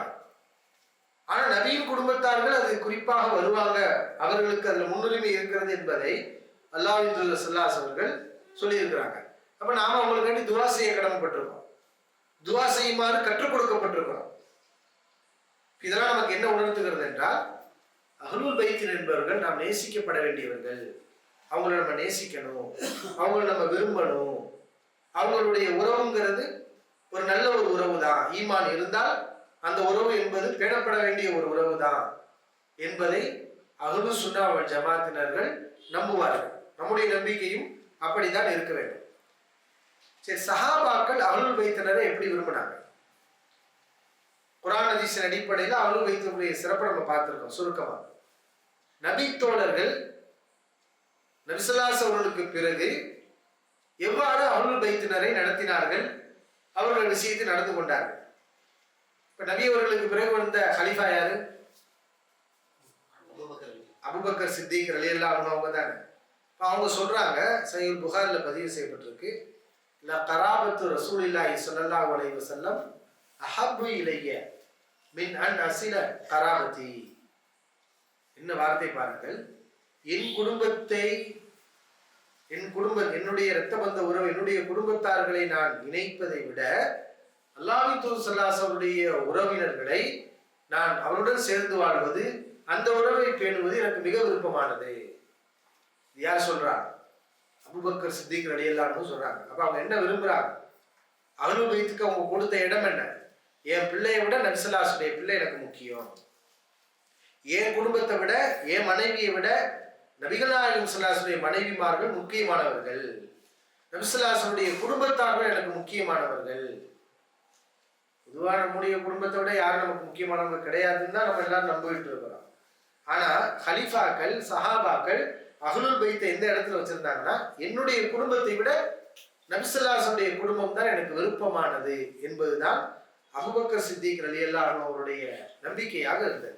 அப்ப இது புகாரியில் இந்த ஹதீஸ் பதிவு செய்யப்பட்டிருக்கிறது. அதே போன்று சஹீஹ் புகாரியில் 3713வது ஹதீஸ், அபூபக்கர் சித்திக் ரலியல்லாஹு அன்ஹு சொல்றாங்க, உருகுபு முஹம்மதன் ஸல்லல்லாஹு அலைஹி வஸல்லம் ஃபி அஹ்லி பைத்திஹி. முஹம்மது ஸல்லல்லாஹு அலைஹி அவர்களை நீங்கள் அவர்களுடைய விஷயத்தில் நீங்கள் பேணுதலாக நடக்க வேண்டும் என்றால் அவருடைய குடும்பத்தார்கள் விஷயத்தில் அதை நீங்கள் கடைபிடியுங்கள். நீங்க முஹம்மது நபி ஸல்லல்லாஹு அலைஹி வஸல்லம் மரியாதைப்படுத்தணும், அவங்களை கண்ணியப்படுத்தணும், அவங்களுக்கு நம்ம மரியாதை செய்யணும் நீங்க விரும்பினீர்கள் என்றால் யாருக்கு மரியாதை செய்யுங்க? அந்த மரியாதையை அது நபி ஸல்லல்லாஹு அலைஹி வஸல்லம் குடும்பத்தார்களுக்கு செய்யுங்கள் அப்படின்னு சொல்றாங்க. இது எல்லாமே சஹாபாக்கள் நபியுடைய குடும்பத்தார்களை எவ்வளவு மரியாதையோட நடத்துறாங்க அப்படிங்கிறத நம்ம பார்க்கிறோம். அதே மாதிரி உமர் இப்னுல் கத்தாப் ரலியல்லாஹு அன்ஹு அவர்களும் ஹசன் ஹுசைன் ரலியல்லாஹு அன்ஹு அவர்களை பார்த்தால், நபி ஸல்லல்லாஹு அலைஹி வஸல்லம் பேர பிள்ளைகளை பார்த்தால் அவர்கள் வரவேற்று மரியாதை கொடுத்து கண்ணியத்துடன் நடத்துவார்கள். ஹதீஸ்ல பதிவு செய்யப்பட்டிருக்கு. ரசூல் ஸல்லல்லாஹு அலைஹி வஸல்லம் சிறிய தந்தை அப்பாஸ் ரலியல்லாஹு அன்ஹு அவர்களை உமர் இப்னுல் கத்தாப் மிகவும் நேசித்தார் அப்படிங்கிறதெல்லாம் ஹதீஸ்ல பதிவு செய்யப்பட்டிருக்கு. இப்ப நபி ஸல்லல்லாஹு அலைஹி வஸல்லம் குடும்பத்தார்கள் அனைவரையும் சஹாபாக்கள் நேசிச்சாங்க, யாரையும் இருக்கல. ஹசன் ஹுசைன் ரலியல்லாஹு அன்ஹு இவங்க நபி ஸல்லல்லாஹு அலைஹி வஸல்லம் பேர பிள்ளைங்க. இப்ப இவர்களுக்குரிய சிறப்பையும் சஹாபாக்கள் புரிந்து வைத்திருந்தாங்க. நீங்க நம்ம ஹதீஸ் படிக்கிறோம்ல, ஹசன் ரலியல்லாஹுடைய சிறப்பு, ஹுசைன் ரலியல்லாஹுடைய சிறப்பு, இதெல்லாம் அறிவித்தவர்கள் யார்? சஹாபாக்கள் தான் என்ன செய்யறாங்க? அறிவிக்கிறாங்க. அல்லாஹ்வின் தூதர் ஸல்லல்லாஹு அலைஹி அவர்கள் ஹசன் ரலியல்லாஹு அவர்களை பற்றி ஒரு செய்தி சொன்னாங்க. இது சஹீஹ் புகாரி, முஸ்லிம் போன்ற ஏராளமான ஹதீஸ் கிரந்தங்கள்ல பதிவு செய்யப்பட்டிருக்கு. இன்ன இப்னி ஹாதா சய்யிதுன், என்னுடைய இந்த மகன் பேரன் தலைவர் ஆவார். சய்யிதுன தலைவர் ஆவார். வஸல்லாஹு ஐ யுஸ்லிஹ பிஹி பைன தாயிஃபத்தைனி பைன ஃபிஹத்தைனி அஸீமத்தைனி மினல் முஸ்லிமீன். முஸ்லிம்கள்ல ரெண்டு சாராருக்கு மத்தியில் அல்லாஹ் இவரை கொண்டு இணக்கத்தை ஏற்படுத்துவான் அப்படின்னு அல்லாஹ்வின் தூதர் ஸல்லல்லாஹு அலைஹி வஸல்லம் சின்ன குழந்தையாக ஹசன் ரலியல்லாஹு அன்ஹு இருக்கும் போதே இந்த முன்னறிவிப்பு செய்யறாங்க. பிற்காலத்தில் நடக்க போற விஷயத்தை முன்கூட்டியே அல்லாஹ்வின் தூதர் ஸல்லல்லாஹு அலைஹி வஸல்லம் இவ்வாறு சொல்றாங்க. இது ஹசன் ரலியல்லாஹுடைய சிறப்புன்னு வைங்க. ஏன்னா என்ன சிறப்பு தெரியுமா? அலி ரலியல்லாஹு அன்ஹு கொலை செய்யப்பட்ட பிறகு அடுத்த கலீஃபாவாக யார் வருகிறார்? ஹசன் ரலியல்லாஹு அன்ஹு அடுத்த கலீஃபா. கலீஃபா பதவி அவங்களுக்கு கிடைச்சிருக்கு. தந்தைக்கு பிறகு கலீஃபா பதவி அவங்களுக்கு கிடைச்சிருக்கு. யாராவது இந்த பதவி கிடைச்சா விட்டுட்டு போவாங்களா? போக மாட்டாங்க. ஆனா இஸ்லாமிய சமூகம் ரெண்டாக பிளவு பெற்றது. எப்போ? உஸ்மான் இப்னு அஃபான் ரலியல்லாஹு அன்ஹு கொலை செய்யப்பட்டாங்கல்ல, அதுக்கு முன்னாடி வரைக்கும் இஸ்லாமிய சமூகம் பிளவுபடாது. அவருடைய மரணத்துல தான் முஸ்லிம்கள் ரெண்டு சாராரா பிரிகிறாங்க. ஒண்ணு முஆவியா ரலியல்லாஹு அன்ஹு அவங்களுடைய தலைமையில ஒரு சாரர், அலி ரலியல்லாஹு அன்ஹு அவர்களுக்கு பின்னால் மற்றவர்கள். ரெண்டு பேருடைய நோக்கம் என்னங்கிற அதெல்லாம் விரிவான விளக்கம். முஆவியா ரலியல்லாஹு அன்ஹுடைய கோரிக்கை என்னன்னா, உஸ்மான் அலி அவங்கள கொலை செஞ்சவங்களை தண்டிக்கணும், முதலாவது அவர்களுக்கு தண்டனை கொடுங்கள், பிறகு உங்களுக்கு நாங்க பையத் செய்யறோம் அப்படின்னு அவங்க சொல்றாங்க. அலி ரலியல்லாஹு அன்ஹு கொலை செய்தவர்கள் தண்டிக்கப்பட வேண்டியவர்கள் தான். உஸ்மான் அலி அவங்களுடைய கொலையை நியாயப்படுத்த முடியாது. ஆனால் எடுத்தோனையுமே இப்ப என்ன செய்ய முடியாது, நம்ம அதை செய்ய முடியாது. அதுக்குரிய நேரம் இருக்கிறது. முதலாவது நீங்க எல்லாரும் கட்டுப்படுங்க, நம்ம எல்லாரும் ஒற்றுமையா இருக்கணும், தேவையில்லாம இப்ப ரெண்டா பிரிஞ்சு நிக்க கூடாது அப்படிங்கிறது அலி ரலியல்லாஹு அவங்களுடைய வாதம். இப்படி பிரிஞ்சிச்சு. அலி ரலியல்லாஹு அவங்க கொலை செய்யப்பட்டாங்க. இப்ப ஹசன் ரலியல்லாஹு அன்ஹு வர்றாங்க பதவிக்கு. வரும்போதும் ரெண்டு அணியாக இஸ்லாமியர்கள் இருக்கிறாங்க. இதுக்கு இடையில சிஃபின் யுத்தம், ஜமல் யுத்தம் அதெல்லாம் வேற நடந்திருக்கு. அல்லாஹ் சுப்ஹானஹு வ தஆலா நபிகளாருடைய இந்த கூற்றை அப்படி மெய்ப்படுத்துறான் பாருங்க. ஹசன் அலியில் உங்களுக்கு எவ்வளவு தாராள மனசுன்னு பாருங்க. அவங்க என்ன பண்ணாங்க தெரியுமா? எனக்கு இந்த ஹலீஃபா பதவி வேண்டாம். முஆவியா ரலியல்லாஹு அவங்களை கூப்பிட்டு, மதீனா இவங்க கண்ட்ரோல்ல இருக்கு, இவங்க தான் இப்ப ஹலீஃபா. சஹாபாக்கள் எல்லாம் இவங்களை தான் இப்ப ஏத்திருக்கிறாங்க. ஹசன் அலி அவங்களை தான் ஹலீஃபாவை ஏத்திருக்கிறாங்க. அவங்களுக்கு அதிகாரம் இருக்குது. முஆவியா ரலியல்லாஹு அவர்களை விட, அவங்க ஷாம்ல தான் இருக்காங்க, ஆனா அவர்களை விட மிகப்பெரிய ஒரு படை ஹசன் அலி அவங்களோட கையில இருக்கு. அவங்க நினைச்சதா என்ன செய்யலாம்? மறுபடியும் அதை மாவியாரில் அவங்களோட சண்டை போடலாம். ஆனால் அவங்க அதை விரும்பலை. மாவியார் அலியில் அவங்கள கூப்பிட்டாங்க. ஒன்றும் வேண்டாம், நான் இந்த பதவியை விட்டு விலகிக்கிறேன், எனக்கு ஹலீஃபா பதவியில் வேண்டாம், அமீருல் மோமின் பட்டமும் வேண்டாம், நீங்களே ஹலீஃபாவாக இருங்க, முஸ்லீம்கள் நம்மெல்லாம் ஒன்றா இருந்தால் போதும்னு சொல்லி இப்படி பதவியை விட்டு கொடுத்து பிரிஞ்சு கிடந்த 2 சமூகத்தை, முஸ்லீம்கள் 2 கூட்டமாக பிரிஞ்சாங்கல்ல, அவங்க எல்லாரும் ஒன்றாக்கி விட்டாங்க. இது சாதாரண எல்லாராலும் செய்ய முடியும். மிகப்பெரிய ஈமான் வேணும், ஒரு பக்குவம் வேணும். அதனாலதான் அல்லாஹ்வின் தூதர் ஸல்லல்லாஹு அலைஹி வஸல்லம் அவங்க சின்ன பிள்ளையா இருக்கும்போது சொன்னாங்க, என்னுடைய மகன் தலைவர். உண்மையில அவர் தலைவர் ஆயிட்டாரா இல்லையா? ஒரு தலைவருக்குரிய உண்மையான தகுதி என்ன? தன்னுடைய குடிமக்களை பிளவுபடாம சேர்க்கிறது தான். பிளவுபட்டவங்களை சேர்க்கிறதுங்கிறது பெரிய விஷயம். பிளவுபடாம வச்சுக்கிறது அது ஒரு தகுதி. அதை விட ரொம்ப கஷ்டம் இது, பிரிஞ்சவங்களும் சேர்க்கிறது. பிரிய விடாம பார்க்கறதும் கஷ்டம்தான், அது ஒரு முக்கியமான பொறுப்பு தான். பிரிஞ்சவங்களை சேர்க்கிறதுங்கிறது சாதாரணமாக முடியாது. ஆனால் அதை செஞ்சுட்டாங்க. யாரு? ஹசன் அலியில் அவங்க செஞ்சாங்க. அதே மாதிரி ஹுசைன் அலி எல்லாம் அவங்க எல்லாம் சொர்க்கத்தினுடைய வாலிபர்களுக்கு தலைவர்கள் என்று நபி அவர்கள் சொன்னார். சையீதா ஷபாபி அலில் ஜன்னா, சொர்க்கவாசிகள்ல வாலிபர்களுக்கு தலைவர்கள் யாருன்னா இந்த 2 பேரும் தான், ஹசன் அலி அல்லாஹு ஹுசைன் அலி அல்லாஹு. ரைஹானதி ஃபித் துன்யா, இந்த உலகத்தில் என்னுடைய நறுமண மலர்கள் என்று அல்லாஹ்வின் தூதர் ஸல்லல்லாஹு அலைஹி வஸல்லம் இந்த 2 பேர குழந்தைகளை சிறப்பிச்சு சொன்னாங்க. அப்ப இந்த சிறப்புகள்லாம் சஹாபாக்கள் உணர்ந்திருந்தாங்க. அதனாலதான் அவங்க நல்ல விதமா நடத்தினாங்க. ஹலீஃபா அபூபக்கர் சித்திக், உமர் இப்னுல் கத்தாப், உஸ்மான் ரலியல்லாஹு அன்ஹு இவங்கெல்லாம் இருக்கையில நபிகளாருடைய குடும்பத்தாருக்கு எந்த விதமான பாதிப்பும் வரவில்லை. கண்ணியமாக அவர்கள் பார்க்கப்பட்டார்கள், நடத்தப்பட்டார்கள். நபிஸல்லாஹுடைய குடும்பத்தார்கள்ல கொலை செய்யப்பட்டது யாரு? ஹசன் ரலியல்லாஹு அன்ஹு, ஹுசைன் ரலியல்லாஹு அன்ஹு. அவங்க ஏன் கொலை செய்யப்பட்டாங்க? ஹுசைன் ரலியல்லாஹு அன்ஹு கொலை செய்யப்பட்டது நமக்கு தெரியும். அவர்கள் ஈராக் வாசிகள் ஹுசைன் ரலியல்லாஹு அன்ஹு கூப்பிடுறாங்க, எங்களுக்கு அநியாயம் நடக்குது, நீங்க வாங்க, வந்து எங்களுக்கு சில அநியாயங்களை எல்லாம் சரி பண்ணி கொடுங்க அப்படின்னு கூப்பிடுறாங்க. ஹுசைன் ரலியல்லாஹு அன்ஹு மக்கள் பாதிக்கப்படுறாங்க, நம்மளோட கோரிக்கை வைக்கிறாங்களேன்னு சொல்லி அந்த ஒரு நல்ல எண்ணத்துல தான் அவங்க ஈராக்கை நோக்கி போனாங்க. ஆனா அப்பவே நிறைய சஹாபாக்கள் என்ன செஞ்சாங்க, நீங்க நல்லது நினைக்கிறீங்க, ஆனா இது எப்படி சமூகத்துல பிறரால் எடுத்துக்கொள்ளப்படும் தெரியல, இப்ப நீங்க ஆட்சியாளருக்கு எதிராக போறீங்கிற மாதிரி குழப்பங்கள் உருவாகும், அதனால நீங்க போகாதீங்கன்னு சொல்லி அப்துல்லாஹ் இப்னு உமர் போன்ற நிறைய சஹாபாக்கள் அவங்களுக்கு சொன்னாங்க. ஆனா ஹுசைன் ரலியல்லாஹு அன்ஹு நலன் நாடி சொன்னாங்க. ஹுசைன் ரலியல்லாஹு அன்ஹு அவர்கள் அவங்க ஒரு நன்மையை நினைச்சாங்க, சரி நம்ம போறது நல்லதுன்னு நினைச்சாங்க. போன இடத்தில் அவர்கள் கொலை செய்யப்பட்டார்கள். இப்போ கொலை செஞ்சது யாரு? அன்னைக்கு ஆட்சியில் இருந்த முஆவியா ரலியல்லாஹு அவங்களுடைய அடுத்த வாரிசுகள், அவர்கள் கொலை செய்தார்களா அப்படின்னு பார்த்தா அது ஒரு தீர்க்க முடியாத ஒரு சர்ச்சை. அது அதுல அவங்க எங்களுக்கு சம்பந்தம் இல்லை என்று அந்த ஆட்சியாளர்கள்லாம் சொல்றாங்க. அப்ப கொலை செய்தது யாரு? அன்றைக்கு இருந்த அங்கிருந்த ஆளுநர்கள், அவர்கள் தனிச்சையாக எடுத்த முடிவு, இப்படியெல்லாம் அந்த பகுதி இருக்குது. ஆனா ஹுசைன் அலி அவங்களை கொலை செஞ்சது சரியா, அதை ஏற்றுக்கொள்ளலாமா? அஹ்லுஸ் சுன்னா வல் ஜமாஅத்தினுடைய நம்பிக்கை என்ன அப்படின்னு கேட்டா அதை ஏற்றுக்கொள்ள முடியாது, அது அநியாயம் தான். இப்ப இது நம்ம சொல்லும் போது இங்க நம்ம ஒரு விஷயத்தை புரியணும். கர்பலான்னு சொல்லி அதிகமா இந்த ஹுசைன் அலி அவங்க கொலை செய்யப்பட்ட சம்பவத்தை துக்கம் கொண்டாடக்கூடிய சாராரியார் ஷியாக்கள். இப்ப நமக்கு அவங்களுக்கு ஒரு விஷயத்துல ஒத்துமை. என்ன விஷயத்துல? ஹுசைன் அலியில் அவங்களை கொலை செய்தது அநியாயம்தான், அதை செய்தவர்கள் அநியாயக்காரர்கள் தான். நிச்சயமாக அதுக்கு அவங்க அல்லாஹ்ட்ட போய் என்ன செய்யணும்? பதில் சொல்லணும். அல்லாஹ்வின் தூதர் ஸல்லல்லாஹு அலைஹி வஸல்லம் பேர குழந்தை நபிகளாருடைய குடும்பத்தார், நபி ஸல்லல்லாஹு அலைஹி வஸல்லம் நறுமண மலர்கள் சொல்லியிருக்காங்க, சொர்க்கத்து தலைவர்களுடைய தலைவர்கள், இளைஞர்களின் தலைவர்கள் சொல்லியிருக்காங்க.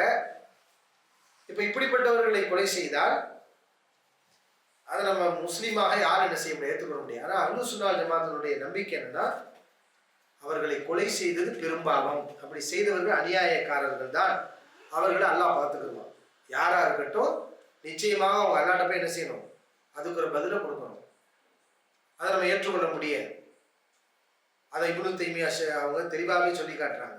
ஹுசைனை கொலை செய்தவர்களை எல்லாம் இழிவுபடுத்துவானாக என்று அவங்க என்ன செய்யறாங்க, அந்த துவாவே செய்யறாங்க இப்னு தைமியா அவர்கள். அதே மாதிரி ஹசன் அலி அல்லாஹ்வும் கொலை செய்யப்பட்டது எப்படி? கொலை செய்யப்பட்டாங்க. இயற்கையான மரணம் கிடையாது ஹசன் அலி அல்லாஹ். ஆனால் வரலாற்று சொல்லப்பட்டு அவங்களுக்கு நஞ்சு கொடுக்கப்பட்டு கொலை செய்யப்பட்டாங்க என்று சொல்லப்படுது. சரி, எப்படியோ இதெல்லாம் அவங்களுக்கு சிறப்பு தான், இது இழிவு கிடையாது. ஹசனுக்கோ ஹுசைன் அலி அல்லாஹ்வுக்கோ என்ன கிடையாது, இழிவு கிடையாது. ஷேக் இப்னு தைமியா ரஹிமஹுல்லாஹ் அவர்கள் அழகான ஒரு விளக்கத்தை கொடுக்குறாங்க. ஹசன் ஹுசைன் கொலை செய்யப்பட்டார்கள் ஏன் தெரியுமா? அல்லாஹ் சுப்ஹானஹு வ தஆலா அவர்களுக்கு உயர்ந்த அந்தஸ்தை கொடுக்க நினைத்தார். அவங்க சாதாரண மௌத்தா போயிருந்தாங்கன்னு வைங்களேன், எல்லாரும் மௌத்தா போற மாதிரி போறாங்கன்னு. இப்ப இது ஷஹாதத்து தானே. ஒரு பாவமும் செய்யாம நபிகளாருடைய குடும்பத்தாராக இருந்து அவங்க கொலை செய்யப்படுறாங்கன்னா, மார்க்கத்துக்காக கொலை செய்யப்படுறாங்கன்னா, அதுவும் ஹசன் அலி அல்லாஹ் மாதிரியானவர்கள் விட்டு கொடுத்து சமூகத்தை இணக்கத்தை ஏற்படுத்தி அந்த நபர்கள் கொலை செய்யப்படுகிறார்கள் என்றால் இது ஷஹீத் என்ற அந்த உன்னதமான அந்தஸ்து அவர்களுக்கு கிடைக்க வேண்டும் என்று அல்லாஹ் நாடி இருக்கின்றார். பொதுவா அல்லாஹ் அப்படிதானே சொல்றான். உஹது போர்க்களத்தில் கொல்லப்பட்ட சஹாபாக்களை பார்த்து அல்லாஹ் என்ன சொல்றான், ஏன் கவலைப்படுறீங்க, நீ எத்தகைய மின்கும் சுஹதா, அல்லாஹ் உங்கள ஷஹீதுகளை எடுக்க விரும்புகிறான், ஷஹீதுகளை உருவாக்க விரும்புகிறான். அந்த ஷஹாதத்துக்குற அந்தஸ்து நீங்க அடையணும்னு சொன்னா இப்படி நீங்க உயிரை தியாகம் பண்ணாங்கன்னா அடைய முடியுங்கிற அல்லாஹ் குர்ஆன்ல. இப்போ அப்படிப்பட்ட ஒரு சிறப்பு தான் ஹசன் ரலியல்லாஹு அவர்களுக்கும் ஹுசைன் ரலியல்லாஹு அவர்களுக்கும் வரலாற்றிலே கொடுக்கப்பட்டது. இது அவர்களுக்கு இழிவோ கிடையாது. அதே மாதிரி நபி ஸல்லல்லாஹு அலைஹி வஸல்லம் குடும்பத்தார்கள் அப்துல்லா இப்னு அப்பாஸ் ரலியல்லாஹு அவர்களும் வருவாங்க. ஏன்னா அவங்க யாருடைய மகன்? இப்னு அப்பாஸ்ங்கிறோம் இல்லையா, அவர் யாருடைய மகன்? அப்பாஸ் ரலியல்லாஹு அவருடைய மகன் இப்னு அப்பாஸ். அவங்களுடைய முழு பெயர் அப்துல்லா இப்னு அப்பாஸ். இப்ப இவர்களுக்கு சஹாபாக்கள் கொடுத்த அந்தஸ்து சாதாரண அந்தஸ்து, நபியுடைய குடும்பத்தார் தான். இவங்க அல்லாஹ் நபிகளால் அவங்களுக்கு துவா செஞ்சிருக்காங்க, அல்லாஹ் இவர் குர்ஆனுடைய அறிவை இவருக்கு கொடுன்னு. அதனால குர்ஆனை நன்கு கற்றறிந்த மிகச்சிறந்த அறிவாளியாக இருந்தவர் யார்? இப்னு அப்பாஸ் ரலியல்லாஹு அன்ஹு.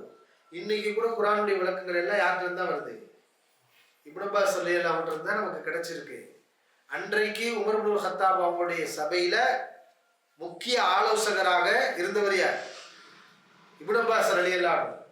மற்ற சஹாபாக்கள் கூட பொறாமப்படுவாங்களாம், எங்களுக்கு இந்த மாதிரி வயசுல பிள்ளைங்க இருக்கு, அவங்களையெல்லாம் நீங்க விடல, நாங்க இருக்கக்கூடிய பெரியவர்களா இருக்கக்கூடிய இந்த சபைகள்ல இந்த சின்ன பிள்ளைங்க நீங்க விட்டுருக்கீங்க அப்படிலாம் கேட்பாங்களாம்.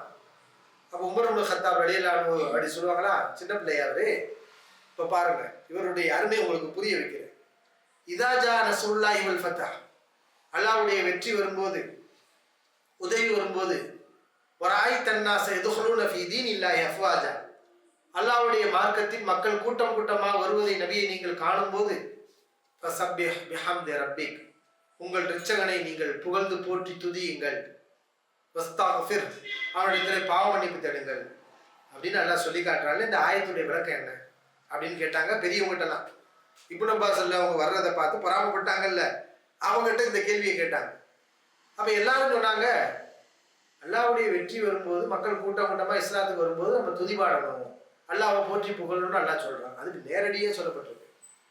இதான் விளக்கம்னு எல்லாரும் சொன்னாங்க. ஆனா இப்னு அப்பாஸ் அவங்ககிட்ட உமர் இப்னுல் கத்தாப் ரலியல்லாஹு அன்ஹு கேட்டாங்க, நீங்க விளக்கம் சொல்லிட்டீங்களா, இப்ப இவருடைய விளக்கத்தை கேளுங்க. இப்னு அப்பாஸ் இந்த ஆயத்து என்ன விளக்கம் சொல்லுது அப்படின்னு கேட்டாங்க. இவங்க யாரும் சொல்லாத விளக்கத்தை இப்னு அப்பாஸ் ரலியல்லாஹு அன்ஹு சொன்னாங்க. இப்ப யாரும் சொல்லாத விளக்கம்னா தப்பான விளக்கம் கிடையாது, யாருக்கும் தெரியாத உண்மையான விளக்கத்தை அவங்க சொன்னாங்க. இது எல்லாரும் சொல்லிடுவாங்க, நபிகளா கூட்டம் கூட்டமா இஸ்லாத்துக்கு வரும்போது, வெற்றி வரும்போது அல்லாஹ்வை போற்றி புகழுங்கிறது நேரடியாக சொல்லப்பட்டிருக்கு. இப்னு அப்பாஸ் ரலியல்லாஹு அன்ஹு சொன்னாங்க, இது ரசூலுல்லாஹி ஸல்லல்லாஹு அலைஹி வஸல்லம் மௌத்தை சொல்லுகிறது. இந்த ஆயத்து நபி ஸல்லல்லாஹு அலைஹி வஸல்லம் மரணம் வரப்போகிறது என்பதை சொல்கிறது. மரணமா? மௌத்துங்கிற வார்த்தையே இல்லையே. ஆமா, மக்கள் வெற்றி கிடைச்சிருச்சு, மக்கா வெற்றி அடைச்சாச்சு, கூட்டம் கூட்டமா மக்கள் வந்துட்டாங்க. இப்ப நபியுடைய வேலை என்ன செஞ்சிருச்சு? முடிஞ்சிருச்சு. நீங்க துதி பாடுங்க, பாவ மன்னிப்பு தேடுங்கன்னா மௌத்தை நெருங்கிட்டு இருக்கிறீங்க, அல்லாஹ் அதிகமா நினையுங்கள் என்று நபி ஸல்லல்லாஹு அலைஹி வஸல்லம் தவணை முடிஞ்சிருச்சுங்கிறத இந்த ஆயத்துல அல்லாஹ் சொல்லி காட்டுறான்னு சொன்னவர்கள் யார்? இப்னு அப்பாஸ். இப்போ உமர் இப்னு கத்தாப் ரலியல்லாஹு சொன்னாங்க, இப்போ புரியுதா இவரை நான் ஏன் இந்த சபையில வச்சிருக்கேன்னு தெரியுதா அப்படின்ட்டாங்க. இந்த மாதிரி அப்துல்லா இப்னு அப்பாஸ் ரலியல்லாஹு நபிகளாருடைய குடும்பத்தாருங்கிறதுனால அவங்க மேல ஒரு பெரிய, அது போக அவங்க ஒரு சிறந்த ஒரு கல்விமானாகவும் என்ன செஞ்சாங்க இருந்தாங்க. சஹாபாக்கள் அதெல்லாம் ஏத்துக்கிட்டாங்க. இப்படிதான் அவங்களை கண்ணியப்படுத்தினாங்க. அதே மாதிரி ஜாஃபர் இப்னு அபி தாலிப், ஜாஃபர் ரலியல்லாஹு அவங்கள பத்தி ரசூலுல்லாஹி ஸல்லல்லாஹு அலைஹி வஸல்லம் என்ன சிறப்பு சொன்னாங்க? அவங்களுக்கு வந்து துல் ஜனாஹை, இவங்க நபிகளாருடைய குடும்பத்தார் தான். துல் ஜனாஹை, இரு இறக்கை உடையவர். ஏன் இவங்களுக்கு இரண்டு இறக்கை உடையவர் அப்படிங்கிற பேர் வந்துச்சு? முஅத்தா அப்படிங்கிற ஒரு போர்ல இவங்க தான் கொடியை தூக்கிட்டு போனாங்க முஸ்லிம்கள் சார்பில். எதிரிகள் ஒரு கையை வெட்டினாங்க, இன்னொரு கையால் அந்த கொடியை பிடிச்சாங்க, அந்த கையும் வெட்டப்பட்டுச்சு. இரண்டு கைகள் வெட்டப்பட்டு கிடந்தாங்க. யாரு? ஜாஃபர் ரலியல்லாஹு அன்ஹு. ரசூலுல்லாஹி ஸல்லல்லாஹு அலைஹி வஸல்லம் சொன்னாங்க, அவர் கை வெட்டப்படலாம், ஆனால் அவர்களுக்கு அல்லாஹ் இரண்டு ரெக்கைகளை கொடுத்திருக்கிறார். அவர் சொர்க்கத்திலே பறந்து செல்வார். அவருடைய கை இல்லை என்பதால் அவருக்கு எந்த பாதிப்பும் இல்லை. நபிகள் நாயகம் ஸல்லல்லாஹு அலைஹி அவர்கள் சொன்னாங்க. இப்போ இந்த சிறப்புகள் எல்லாமே அஹ்லுல் பைத்தினர் விஷயத்தில் நமக்கு சொல்லப்பட்டிருக்கு. இப்படித்தான் சஹாபாக்கள் அஹ்லுல் பைத்தினரை, நபி ஸல்லல்லாஹு அலைஹி வஸல்லம் குடும்பத்தார்களை நடத்தி கொண்டு இருந்தார். இதுல நம்ம அடுத்து புரிய வேண்டிய விஷயம் என்னன்னு சொன்னா,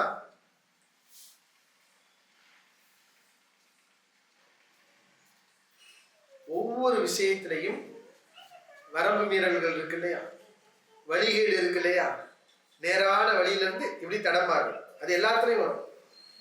ஈமானு பில்லா, அல்லாஹ்வை நம்பர் எடுத்துக்கிட்டீங்கன்னா அதில் பார்த்தீங்கன்னா ஒரு சார் இந்த பக்கம் போவாங்க, ஒரு சார் இந்த பக்கம் போவாங்க. அஹ்லுஸ் சுன்னத் ஜமாத்தினர்கள் எப்படி போவாங்க? நேராக போவாங்க. விதின்னு எடுத்துக்கிட்டா ஒரு சார் விதியை இல்லம்பாங்க, ஒரு சார் விதியை மார்க்கம் சொல்றதை தாண்டி அப்ளை பண்ணுவாங்க. இப்படி மார்க்கத்தில் ஒவ்வொரு விஷயத்திலையும் நடுநிலை என்பது இருக்குது. இந்த நடுநிலையிலிருந்து தவறி போகுனா அது பேர் என்னது? வழிகேடு. அஹ்லுல் பைத் விஷயத்திலையும் அஹ்லுஸ் சுன்னத் ஜமாத் நடுநிலையோட இருப்பாங்க. ஆனா வழிகேடர்கள் என்ன செய்வாங்க? ஒன்று இந்த பக்கம் போவாங்க அல்லது இந்த பக்கம் போவாங்க. எல்லை மீறல், அது மாதிரி எல்லை மீறி இருக்கிறாங்க. யார் எல்லை மீறி இருக்கா அப்படின்னு பார்த்தீங்கன்னா ராஃபிலாக்கள். இவங்க யாருன்னு கேட்டா அலி ரலியல்லாஹு அன்ஹு அவர்களை மீது பற்று கொண்டவர்கள். ஷியாக்கள் சொல்றோம் இல்லையா, ஷியாக்கள் தான் ராஃபிலாக்கள். ராஃபிலா அப்படின்னா வெறுத்து ஒதுக்கக்கூடியவர்கள், புறக்கணிக்கக்கூடியவர்கள் அர்த்தம். யார? சஹாபாக்கள். இவங்க அலி ரலியல்லாஹு நேசிச்சாங்க. யாரு? இந்த ராஃபிலாக்கள், ஷியாக்கள் அலி ரலியல்லாஹு அவர்கள் நேசிச்சாங்க. அஹ்லுல் பைத்தை ஏற்றுக்கொள்வார்கள். இவங்களுக்கு யாருன்னா அஹ்லுல் பைத் மட்டும்தான் நேசத்துக்குரியவனா. யாருன்னா அஹ்லுல் பைத் தான். அலி ரலியல்லாஹு அன்ஹு, ஃபாத்திமா ரலியல்லாஹு அன்ஹா, ஹசன் ஹுசைன், அப்பாஸ் ரலியல்லாஹு அன்ஹு, ஜாஃபர் ரலியல்லாஹு அன்ஹு, இவங்க தான் யாரு? அஹ்லுல் பைத்தினர் மட்டும்தான். இவங்களுக்கு வேண்டப்பட்டவர்கள், பிரியத்துக்குரியவங்க. அப்ப மற்றவங்க அபூபக்கர் சித்திக் அவரை திட்டுறது, உமர் இப்னு கத்தாப் அவங்க மோசடிக்காரங்க, நபியுடைய குடும்பத்தாருக்கு அநியாயம் பண்ணாங்க. நஊது பில்லாஹ். அவங்களாம் நபியுடைய குடும்பத்தார்களை கண்ணியப்படுத்தினாங்க, மரியாதை செஞ்சாங்க. ஆனா இந்த ராஃபிலாக்கள் வந்துட்டு ஏன் மற்ற சஹாபாக்களை திட்டுறாங்கன்னா, அபூபக்கர் எப்படி வரலாம் ஹலீஃபா? அலியை தானே வச்சிருக்கணும். உமர் இப்னு கத்தாப் எப்படி ஹலீஃபா வரலாம்? நபியுடைய குடும்பத்தார்கள் தானே வந்திருக்கணும். இவங்க உட்கார்ந்து அதை அலி ரலியல்லாஹு கொஸ்டின் பண்ணல, நபியுடைய குடும்பத்தாரே அதை ஏற்றுக்கிட்டாங்க. உஸ்மான் இப்னு அஃபான் எப்படி இத்தனை வருஷம் ஆட்சி பண்ணலாம் நபியுடைய குடும்பத்தார்கள் இல்லாம? அப்ப இந்த 3 பேர் சதி பண்ணி நபியுடைய குடும்பத்தாருக்கு துரோகம் பண்ணியிருக்காங்க அப்படின்னு சொல்லி யாரெல்லாம் இந்த ஹலீஃபாவை ஏற்றுக்கொண்டிருந்தார்களோ அத்தனை சஹாபாக்களையும் புறக்கணிக்கிறது, வெறுக்கிறது. இப்ப யாரெல்லாம் இவங்க ஏத்துக்குருவாங்க? அலி ரலியல்லாஹுங்களை மட்டும் இவங்க சொல்ற மாதிரி யார் நேசிக்கிறாங்களோ, அந்த மற்ற சஹாபாக்களை யார் திட்டுறாங்களோ அவங்கள மட்டும்தான் என்ன செய்யறது? இவங்க ஏத்துக்கிறது. அதனாலதான் இவங்களுக்கு பேர் ராஃபிலாக்கள், ஷியாக்கள் இப்படின்னு போச்சு. அப்ப இது எல்லை மீறல். அஹ்லுஸ் சுன்னத் ஜமாத்துடைய நம்பிக்கை என்ன? நபியுடைய குடும்பத்தாரும் மதிக்கப்பட வேண்டியவங்க. ஹலீஃபாக்கள் உமர் இப்னுல் கத்தாப், உஸ்மான் இப்னு அஃபான், அபூபக்கர் சித்திக் ரலியல்லாஹு அன்ஹு, எல்லா சஹாபாக்களும் மதிக்கப்பட வேண்டியவங்க தான். அவங்களுக்கு மத்தியில் நடந்த பிரச்சனைகளை அல்லாட்ட விட்டுருவோம். ஆனால் நம்ம யாரையும் வெறுக்கக்கூடாது, யாரையும் திட்டக்கூடாது, யாரையும் புறக்கணிக்கக்கூடாது. எல்லோரும் நேசிக்கப்பட வேண்டியவர்கள், நபியின் குடும்பத்தார்களும் உட்படதான். இதுதான் அஹ்லுஸ் சுன்னா வல் ஜமாஅத்தினுடைய நம்பிக்கை. நம்ம அப்படிதான் நம்புறோம். ஆனால் ராஃபிலாக்கள் அலி ரலியல்லாஹு அஹ்லுல் பைத்தை மட்டும் எடுத்தாங்க, மற்ற எல்லா சஹாபாக்களையும் புறக்கணிச்சாங்க. இது ஒரு வழிகேடு. இப்போ இன்னைக்கு கூட அந்த வழிகேடு இருக்கு. ஷியாக்கள் இருக்கிறாங்க, பேர் ஷியாக்கள். அவங்க புகாரியை ஏற்றுக்கிற மாட்டாங்க. ஏன்னா அபூ ஹுரைரா அறிவிக்கிற ஹதீஸ் இருக்கு, அப்துல்லா இப்னு உமர் அறிவிக்கக்கூடிய ஹதீஸ் அதெல்லாம் ஏற்றுக்கிற மாட்டாங்க. இப்போ இந்த வெறுப்பு எங்கே கொண்டு போய் விட்டுச்சுன்னா, சஹாபாக்கள் அறிவிக்கக்கூடிய ஹதீஸுகளை எல்லாம் நிராகரிக்கக்கூடியவங்களாம் ஷியாக்கள் ராஃபிலாக்கள் இருக்கிறாங்க. இப்போ அவங்க எந்த ஹதீஸை ஏற்றுக்குருவாங்க? அஹ்லுல் பைத் ஆதரவாளர்கள் யார் அறிவிக்கிறாங்களோ அவங்களுடைய ஹதீஸை மட்டும் தான் ஏற்றுக்குருவாங்க. அப்போ இதனால நிறைய நபிமொழிகளை ஏற்றுக்கொள்ளாமல் வழிகேட்டின் பக்கம் போகக்கூடியவங்களா இந்த ராஃபிலாக்கள் ஷியாக்கள் உருவானாங்க. அது போக நிறைய சட்டங்களை உருவாக்கிட்டாங்க. 12 இமாம்கள், இமாமியா 12 இமாம்கள் வருவாங்களாம். அவங்களாம் யாருன்னா ஹுசைன் ரலியல்லாஹு அவங்களுடைய வம்சாவளியில். ஹுசைன் ரலியல்லாஹு கொலை செய்யப்பட்டாங்க, அவங்க பிள்ளைங்க உயிரோடு இருந்தாங்க. இப்போ அந்த பிள்ளைங்க வழியாக வந்தாங்க இல்லையா, ஹுசைனுடைய பரம்பரையில் 12 இமாம்கள் வருவாங்க. இவங்கெல்லாம் நிறைய சித்தாந்தத்தை உருவாக்குனாங்க. 12 இமாம்கள் வருவாங்க, அந்த இமாம்களுக்கு தான் நம்ம கட்டுப்படணும், அந்த இமாம்களுக்கு இல்முல் கைபு தெரியும், மறைவான ஞானம் தெரியும், இப்படி அல்லாஹ்வுடைய தன்மைகள்லாம் அந்த இமாம்களுக்கு உண்டு அப்படின்னு சொல்லி புது புது விதத்தான கொள்கையெல்லாம் புகுத்தி இப்படி வழிகட்ட சாரார் தான் யாரு? ராஃபிலாக்கள், ஷியாக்கள். அப்ப நம்ம அப்படி பெயரக்கூடாது. இந்த 12 இமாம்கள்லாம் நபி அவர்கள் சொல்லலை. அவங்களுக்கு இல்முல் கைபு இருக்கு அப்படின்னு அல்லாஹ்வுடைய தன்மைகள் இருப்பதாகவும் ரசூலுல்லாஹி ஸல்லல்லாஹு அலைஹி வஸல்லம் சொல்லலை. இஸ்லாத்துல இல்லாத கோட்பாடுகளையும் சித்தாந்தங்களையும் நபிகளாருடைய குடும்பத்தார் வச்சு உருவாக்கியவர்கள் தான் இந்த ஷியாக்கள், ராஃபிலாக்கள். நாம அப்படி பெயரக்கூடாது. அதே நேரத்தில் இதற்கு எதிரான ஒரு சாரார் தான் யாரு? நாசிபியார். அதாவது ஹவாரிஜிகள் நாசிபியாக்கள். இவங்க யாருன்னு கேட்டா, நிறைய சஹாபாக்களை ஏற்றுக்குருவாங்க. அபூபக்கர் சித்திக் ரலியல்லாஹு அன்ஹு, உமர் ரலியல்லாஹு அன்ஹு, உஸ்மான் ரலியல்லாஹு அன்ஹு ஏற்றுக்குருவாங்க. ஆனால் நபிகளாருடைய குடும்பத்தார்கள் மீது மட்டும் இவர்களுக்கு வெறுப்பு இருக்கும். அலி ரலியல்லாஹு அன்ஹு கடுமையாக சாடுவாங்க. யாரு? இந்த நாசிபியாக்கள் அலி ரலியல்லாஹு அன்ஹுவை கடுமையாக சாடுவாங்க. நபி ஸல்லல்லாஹு அலைஹி வஸல்லம் குடும்பத்தார்கள் அப்பாஸ் ரலியல்லாஹு அன்ஹு குறை சொல்லிக்கிட்டே இருப்பாங்க. இப்படி எல்லாரையும் குறை சொல்லுவாங்க. இவங்க தான் நாசிபியாக்கள். இப்போ நமக்கு ஒரு சந்தேகம் வரலாம், ஷியாக்கள் எங்களுக்கு தெரியும், இது என்ன நாசிபியா புதுசாக இருக்கு? நாசிபியாவும் இருக்கு நம்ம சமூகத்தில், ஆனால் அந்த பேரில் இல்லை, நாசிபியாங்கிற பேரில் இல்லை. பொதுவாக இவங்களாம் யாரா குர்ஆன் ஹதீஸை பேசக்கூடியவர்களாக இருந்து கொண்டு இந்த வேலையை செய்வாங்க. நாசிபியா செய்கிற வேலையை செய்வாங்க. நீங்கள் செய்கிறாங்களா இல்லையா? அலி ரலியல்லாஹு அன்ஹுங்களை திட்டக்கூடியவர்கள் இருக்கிறாங்க. ஒரு பக்கம் ஷியாக்கள் அலி ரலியல்லாஹு அன்ஹுவை அதிகமாக புகழ்வாங்க, மற்ற சஹாபாக்களை குறை சொல்லுவாங்க. நீங்க பார்க்கலாம், அந்த சூப்பர் முஸ்லீம் அப்படிங்கிற பேர்ல ஒருத்தர் இருக்காரு, அவர் ஷியா. ஏன்னா மற்ற சஹாபாக்கள் முஆவியா உங்களை குறை சொல்றது, ஒரு அஹ்லுஸ் சுன்னா ஜமாஅத்தினர்கள் கடைபிடிக்கக்கூடிய அந்த வழியை கடைபிடிக்காம சஹாபாக்களை எல்லாம் குறை சொல்லி அலி ரலியல்லாஹு அன்ஹுவை மட்டும் புகழுவாங்க, இந்த சூப்பர் முஸ்லீம் மாதிரியான ஆட்கள். அப்ப இவங்க ஷியா. இவங்க சரியான பாதையில இல்லை, நடுநிலை தவறி எல்லை மீறி போயிட்டாங்க. அப்ப இன்னொரு சாரார் யாரு? நாசிபியா. அது அப்படி இந்த உறுப்புக்கு மாற்றம் என்ன? அலி ரலியல்லாஹு அன்ஹுவை திட்டுறது. இருக்கிறாங்களான்னு கேட்டால் இருக்கிறாங்க. நம்ம சமயத்தில் தமிழ் உலகத்தில் கூட சமீபத்தில் கூட ஒரு கருத்து வந்துச்சு, உஸ்மான் அவங்களை கொலை செஞ்சது யாராம்? அலி ரலியல்லாஹு அன்ஹு தான் கொலை செஞ்சாரு, அவருக்கு தான் மிகப்பெரிய பங்கு, சூத்திரதாரி அப்படின்னு சொல்லி அலி ரலியல்லாஹு அன்ஹுவை குறைபடுத்தி பேசுனாங்க. அப்ப நாசிபியா தான் அவங்க யாரு? அப்போ நாசிபியா. அப்பாஸ் ரலியல்லாஹு அவங்களை திட்டு அவங்க பொருளாதாரத்துக்கு ஆசைப்பட்டாங்க, பதவிக்கு ஆசைப்பட்டாங்கன்னு இப்படி நபி ஸல்லல்லாஹு அலைஹி வஸல்லம் குடும்பத்தார்களை குறைபடுத்தியே பேசக்கூடிய ஒருவர் இருக்கிறார். சமூகத்தில் அப்படி பேசக்கூடியவங்களும் இருக்கிறாங்க. இப்போ இவங்களாம் யாருன்னா நாசிபியாக்கள். இரண்டுமே வழிகேடு தான். நாம கவனமா இருக்கணும். நாம நபி ஸல்லல்லாஹு அலைஹி வஸல்லம் குடும்பத்தார்கள், சஹாபாக்கள் எல்லோரையும் மதிக்கணும், அவங்கள நேசிக்கணும். அவங்களுடைய குறைபாடுகளை எடுத்து கண்ணிய குறைவாக நாம் பேசக்கூடாது என்பதையெல்லாம் நாம என்ன செய்யறோம், நம்முடைய அஹ்லுஸ் சுன்னா வல் ஜமாஅத்தினுடைய கொள்கையில் ஒரு முக்கியமான கொள்கையா இருக்கு. அது போக இன்றைக்கு நடைமுறையில பாத்தீங்கன்னா நிறைய பேர் நபி ஸல்லல்லாஹு அலைஹி வஸல்லம் குடும்பத்தார்கள் என்று சொல்லிக்கொண்டு இப்ப வரைக்குமே சமூகத்தில் நிறைய குழப்பங்களை செஞ்சுறாங்க. நீங்க பார்க்கலாம், இவரு நபியுடைய குடும்பத்தார்கள்னு சொல்லுவாங்க. சாவுல் மீது பாதுஷா நபி ஸல்லல்லாஹு அலைஹி வஸல்லம் குடும்பத்தார்கள், அப்துல் காதர் ஜெயிலானி நபி ஸல்லல்லாஹு அலைஹி வஸல்லம் குடும்பத்தார்கள். அதுக்கு என்ன ஆதாரம் தெரியல. சரி, நபிகளாருடைய குடும்பத்தாராக இருந்தால் கூட அவங்க வாழ்ந்து மரணிச்சுட்டாங்க. அவங்களுக்குரியதை அவங்க அல்லாஹ்ட்ட போய் வாங்கிக்கிடுவாங்க. நன்மைக்குரிய கூடிய அவங்க பெற்றுக்கொள்வாங்க. அவங்க பேரால தர்காவை கட்டுவதும் கந்தூரி கொண்டாடுவதும் அல்லாஹ் மேல வைக்க வேண்டிய நம்பிக்கையை அவர்கள் மேல வைக்கிறதும் இது நபியுடைய வழி இல்லையே. நபி ஸல்லல்லாஹு அலைஹி வஸல்லம் குடும்பத்தார்களுடைய வழிமுறையும் இது இல்லையே. அப்ப இன்றைக்கு நபி ஸல்லல்லாஹு அலைஹி வஸல்லம் குடும்பத்தார்கள் என்ற பெயரில் தர்காக்கள் வருகிறது, கந்தூரி உருஸ் விழாக்கள் வருகிறது. நபி ஸல்லல்லாஹு அலைஹி வஸல்லம் குடும்பத்தார்கள் சொல்லி அவங்களுக்கு கபர் வச்சிருக்காங்க. அவங்க இங்க அடக்கமே ஆகல.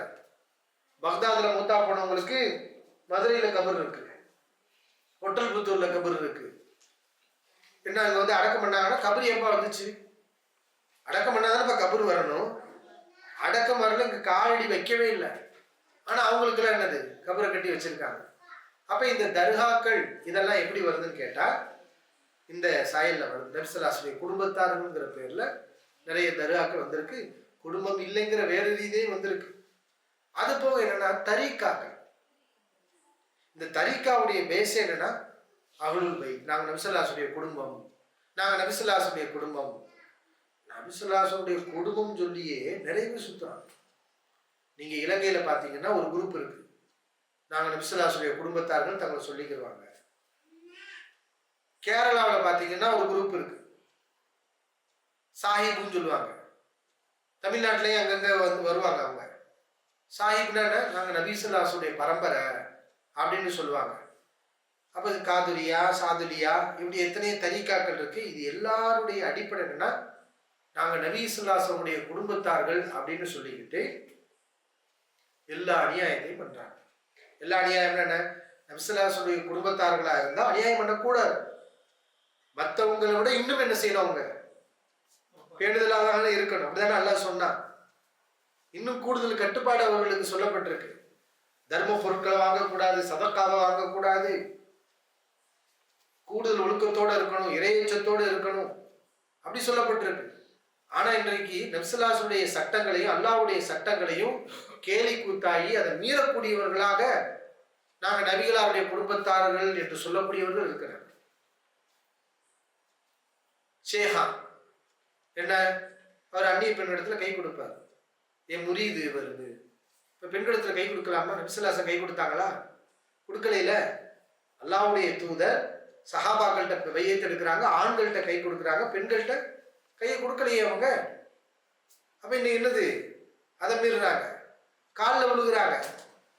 அல்லாஹ்வின் தூதர் ஸல்லல்லாஹு அலைஹி வஸல்லம் காலில் விழ அனுமதிச்சாங்களா? தடை பண்ணாங்கல்ல. அல்லாஹ்வை தவிர யாருக்கும் சஜ்ஜா செய்யக்கூடாதுன்னு சொன்னாங்க. இன்னைக்கு தரீக்காக்கள் என்ன நடக்குது, காலில் விழுகிறாங்க.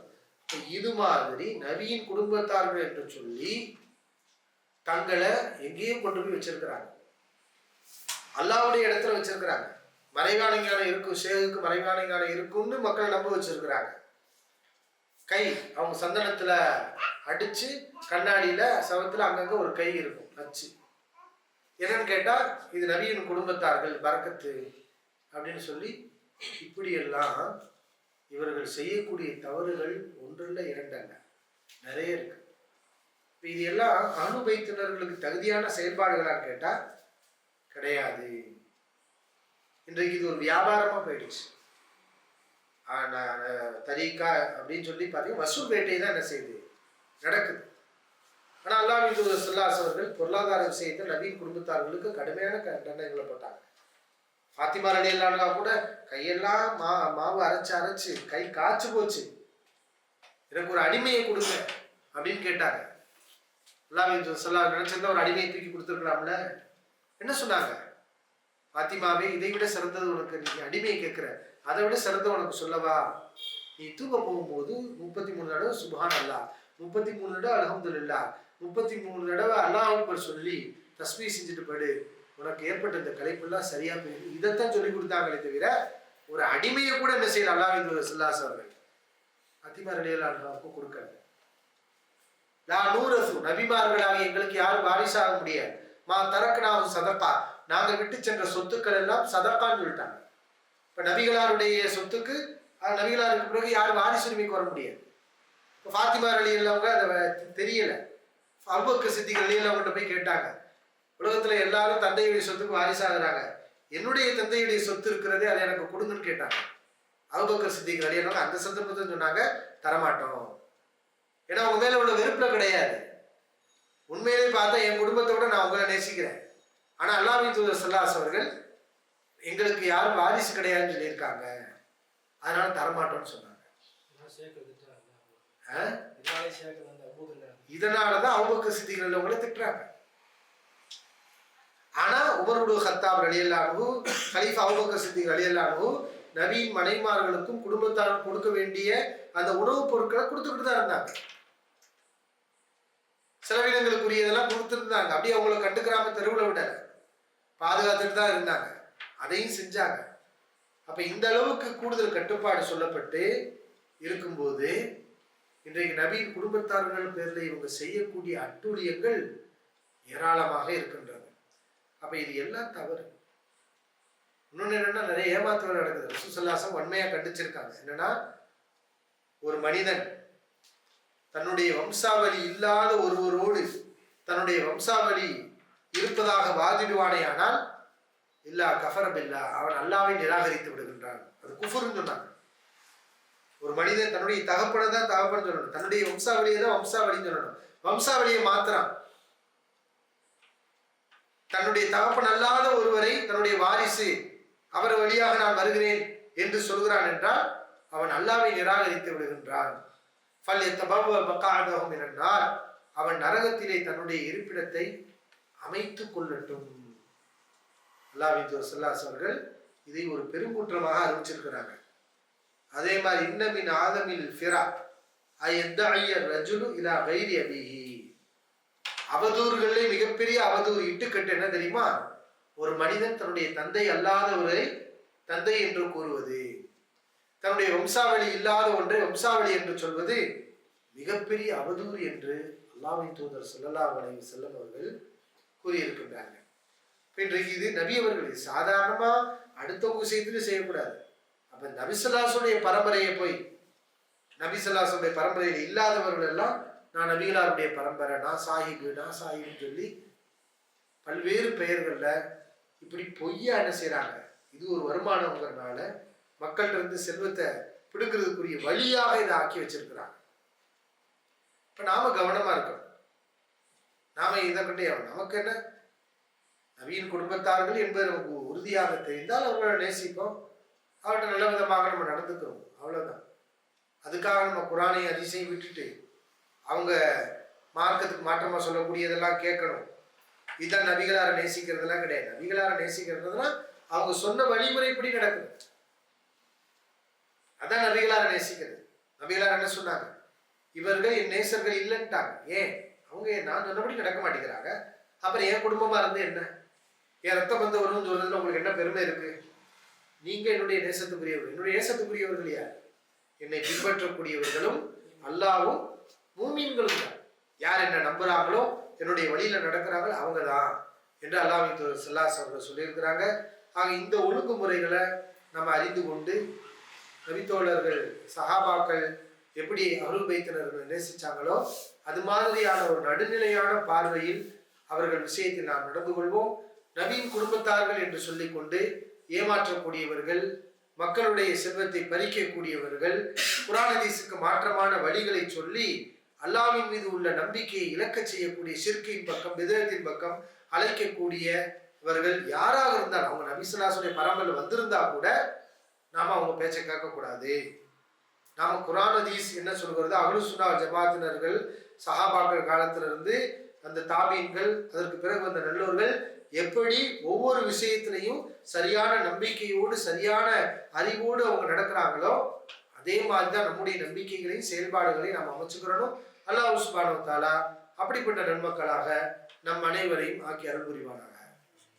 இந்த மாதிரி தரிகா இதுக்கு முன்னாடியே போன்ற அந்த வழிகட்ட தரிகா முன்னாடியே வழிகட்ட அப்புறம் அந்த மாதிரி அவங்க பயத்துலாம் தரிகாவுல இருக்கிற மாதிரியான வழிகட்ட பிரிவுகள் முற்காலத்துல இருந்திருக்கா அப்படின்னு கேட்கிறாங்க. இதெல்லாம் பிற்காலத்துல உருவானதுதான். இப்ப சஹாபாக்கள் காலத்துல தரிகான்னு ஒண்ணு இல்லவே இல்லை, தாபீன்களுடைய காலத்திலையும் தரிகான்னு ஒண்ணு இல்லவே இல்லை. இது யாரால் உருவாக்கப்பட்டதுன்னா ஷியாக்களால் உருவாக்கப்பட்டது. அவங்கதான் என்ன செஞ்சாங்கன்னா, மக்கள் குரானின் பக்கம் ஹதீஸின் பக்கம் போறாங்க, அப்ப நபி ஸல்லல்லாஹு அலைஹி வஸல்லம் குடும்பத்தார்கள்ங்கிற ஒரு கட்டுப்பாட்டுல நம்ம வச்சிருக்கணும் அப்படின்னு சொல்லி மக்களுக்கு மார்க்கத்தை போதிக்காம, குரானுடைய அறிவை கொடுக்காம, ஹதீஸுகளுடைய அறிவை கொடுக்காம இவர்கள் தங்கள் விருப்பப்படி மார்க்கத்தை சொல்லணுங்கிற ஒரு அடிப்படையை உருவாக்கி இமாம்கள் சொல்லி உருவாக்கி ஷேக்குகள் முரீதுகள் அப்படிங்கிற இந்த அடிப்படையெல்லாம் உருவாக்கி வந்ததுதான் இது. இது பிற்காலத்துல உருவானது. தரிகா என்பது பிற்காலத்துல அது உருவானதுதான். ஒவ்வொன்றும் இதுக்கு வரலாறுன்னு தேடி பார்த்தீங்கன்னு சொன்னா ரொம்ப காலத்துக்கு தாபீனுடைய காலம்லாம் என்ன செய்யாது, அது போகாது. சில வருடங்களுக்கு முன்னாடி அதை உருவாக்கி இருப்பாங்க, அவ்வளவுதான். பையத்து பண்றாங்க. இப்ப பையத்து என்பது யாருக்குரியது? பையத் என்றால் உடன்படிக்கை. பைஅத் அப்படின்னா என்ன? உடன்படிக்கை, சத்திய பிரமாணம். அதாவது வாக்குறுதி கொடுக்கிறது, நான் ஃபாலோ பண்ணுவேன், நான் மார்க்கத்தை கடைபிடிப்பேன் அப்படின்னு உடன்படிக்கை கொடுக்கிறது. இது நபிகள் நாயகம் ஸல்லல்லாஹு அலைஹி அவர்களுக்கு மட்டும் உரியது. எதுல்லாஹி ஃபௌக ஐதீஹிம், அல்லாஹ்வின் தூதரிடத்துல சஹாபாக்கள் பையத் செஞ்சாங்க. அல்லாஹ்வுடைய கை அவர்களுடைய கைக்கு மேலே இருக்கிறது அப்படின்னு என்ன செய்யறான் அல்லாஹ் குர்ஆன்ல சொல்லி காட்டுறான். இப்போ ரசூலுல்லாஹி ஸல்லல்லாஹு அலைஹி வஸல்லம் சஹாபாக்கள் பையத் செஞ்சாங்க. எப்படி? நாங்கள் திருட மாட்டோம், அல்லாஹ்வுக்கு இணை கற்பிக்க மாட்டோம், கொலை செய்ய மாட்டோம், விபச்சாரம் செய்ய மாட்டோம், அவதூறு கூற மாட்டோம். அதாவது அல்லாஹ் என்னென்ன சொல்றானோ அதெல்லாம் நாங்கள் ஃபாலோ பண்ணுவோம்னு வாக்குறுதி கொடுக்கணும்.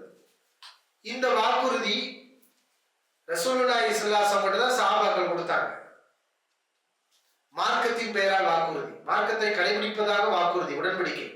அது யார்கிட்ட கொடுக்கணும்? ரசூலுல்லாஹி ஸல்லல்லாஹு அலைஹி வஸல்லம். அது உண்மையில நம்ம அல்லாஹ்ட்ட தான் கொடுக்கணும். ஆனா அல்லாஹ்ட்ட நம்ம கொடுக்க முடியாதுங்கிறனால அல்லாஹ்வுடைய ரசூல் இடத்துல நம்ம என்ன செஞ்சோம்? அந்த பையத்தை கொடுத்தோம். அல்லாஹ் அதை எப்படி எடுத்துக்கிட்டான்?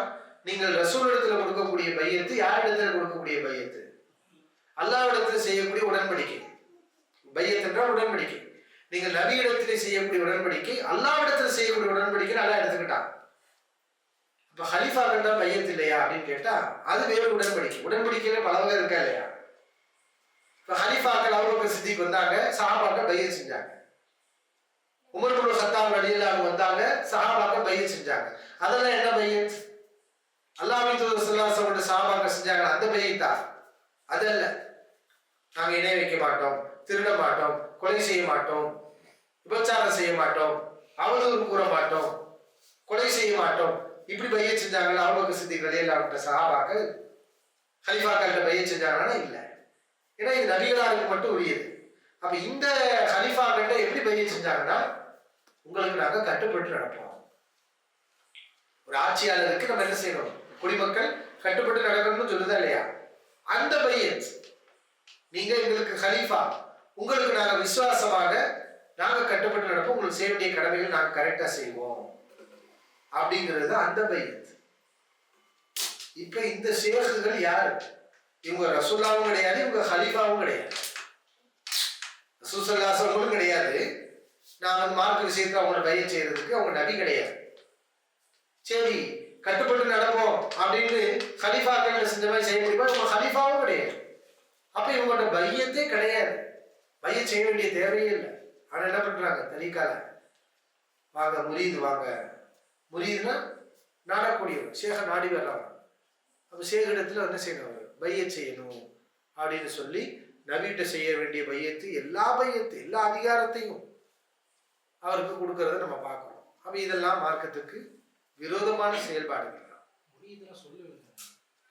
முரீது அந்த சொல்லுக்கு என்ன விளக்கம் அப்படின்னு கேட்கிறாங்க.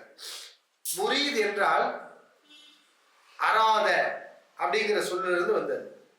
அராதனா என்ன? நாடினான். இதா அராதல்லாஹு, அல்லாஹ் நாடினான், ஐயக்கூனலஹு, ஒரு விஷயம் உருவாக வேண்டும் என்று அல்லாஹ் நாடினால் ஆகு என்று சொல்வான், அது ஆகிவிடும். இப்ப யுரீதுல்லாஹ் நம்ம படிச்சோம் இல்லையா, இன்னமா யுரீதுல்லாஹு லியுதஹிர அன்குமுர் ரிஜ்ஸ அஹ்லல் பைத் லியுذஹிப அன்குமுர் ரிஜ்ஸ அஹ்லல் பைத். நபியின் குடும்பத்தார்களே, அசுத்தத்தை உங்களை விட்டும் போக்குவதற்குத்தான் அல்லாஹ் நாடுகிறான். யுரீது வருதா இல்லையா?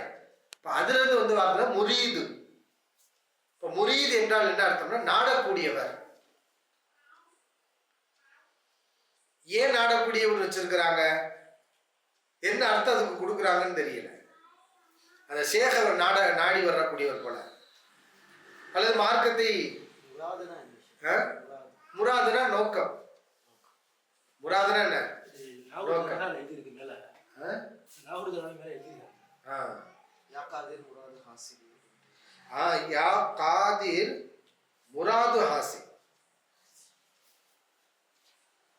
யா காதிர் முராது ஹாசி. முதல் இது அரபியே கிடையாது, அரபி வார்த்தை. ஆனா இந்த கோர்வை வந்து அரபி விளங்குறவங்க இந்த மாதிரி என்ன செய்ய மாட்டாங்க, சொல்ல மாட்டாங்க. ஆனா யா காதிர், காதிர்னா காதிரே. யாரை கூப்பிடுறாங்க? அப்துல். அவர் பேரு காதிர் கிடையாது, அப்துல் காதிர் தான். காதிர்ங்கிறது யாரு? அல்லாஹ் பேர் தானே காதிர். புகழ் காதிர் ஃபௌக இபாதி, அவன் அடியார்கள் மீது என்னது ஆதிக்கம் செலுத்தக்கூடியவன். அல்லாஹ் காஹிர் காதிர் அப்படிங்கிற பேர்லாம் அல்லாஹ்வுக்கு தான் வருது. அப்ப அவர் பேர் அப்துல் காதிர்னா யா அப்துல் காதிர் தானே போட்டிருக்கணும், அவங்க யா காதிர்னு போட்டிருக்காங்க, அவர் தான் இருக்காங்க. சரி, அல்லாஹ்வை கூப்பிடுறாங்களேன்னு தெரியல. முராது ஹாசி, அங்க போய் யாரும் அல்லாஹ்வை கூப்பிட மாட்டாங்க. முராது ஹாசி அப்படின்னு அதுக்கு என்ன அர்த்தம் அப்படின்னு கேட்டா, முராதுனா நோக்கம், ஹாசிலா கிடைக்கும். என்ன முராது ஹாசில்னா நோக்கம் கிடைக்கும். அப்படின்னா என்ன நாடி வர்றோமோ அதை நீங்க கொடுப்பீங்க அப்படிங்கிற அர்த்தத்துல அந்த வார்த்தையை உருவாக்கியிருக்காங்க. ஆனா அது சரியான அரபு முறைப்படி அமைக்கப்பட்ட வார்த்தையும் கிடையாது, அதனுடைய கருத்தும் தவறு. ஒரு மனிதனை பார்த்து என்ன நம்ம நாடி வர நம்முடைய எங்கள் நோக்கங்கள் நிறைவேற வேண்டும் ஐயான்னு ஒரு பாட்டு கூட படிச்சிருக்காங்க இல்லையா? நாங்கள் படுகின்ற அல்லல்கள் நீங்க வேண்டும் ஐயா, முஹீதீன் அப்துல் காதர் ஜெயிலானியே. அதுதான் இது, நோக்கங்கள் நிறைவேற வேண்டும் அப்படிங்கிறத அரபியில் இந்த வார்த்தையை போட்டிருக்காங்க. அப்போ முரீதுன்னா என்ன? நாடக்கூடியவர், அதாவது பல நோக்கங்களை கொள்ளக்கூடியவர். அந்த நோக்கங்களை எல்லாம் நிறைவேற்றி கொடுக்கவரை யாரா? ஷேக். முரீதுனா அவருக்கு பல நோக்கங்கள் இருக்கும், நாடுவாரு. அந்த நோக்கங்களை எல்லாம் நிறைவேற்றி கொடுக்கறவர் யார்? ஷேகா இருப்பாரு, ஆசிரியரா இருப்பார். ஷேக்னா பெரியவர், ஆசிரியர். அது நல்ல வார்த்தை தான், ஆனா அதை வந்து அவங்க பொருத்திக்கிட்டாங்க அப்படின்ட்டு. வாஹிரு தாவானா அல்ஹம்துலில்லாஹி ரப்பில் ஆலமீன். சுப்ஹானக அல்லாஹும்ம வ பிஹம்திக அஷ்ஹது அல்லா இலாஹ இல்லா அன்த அஸ்தக்ஃபிருக வ அத்தூபு இலைக்.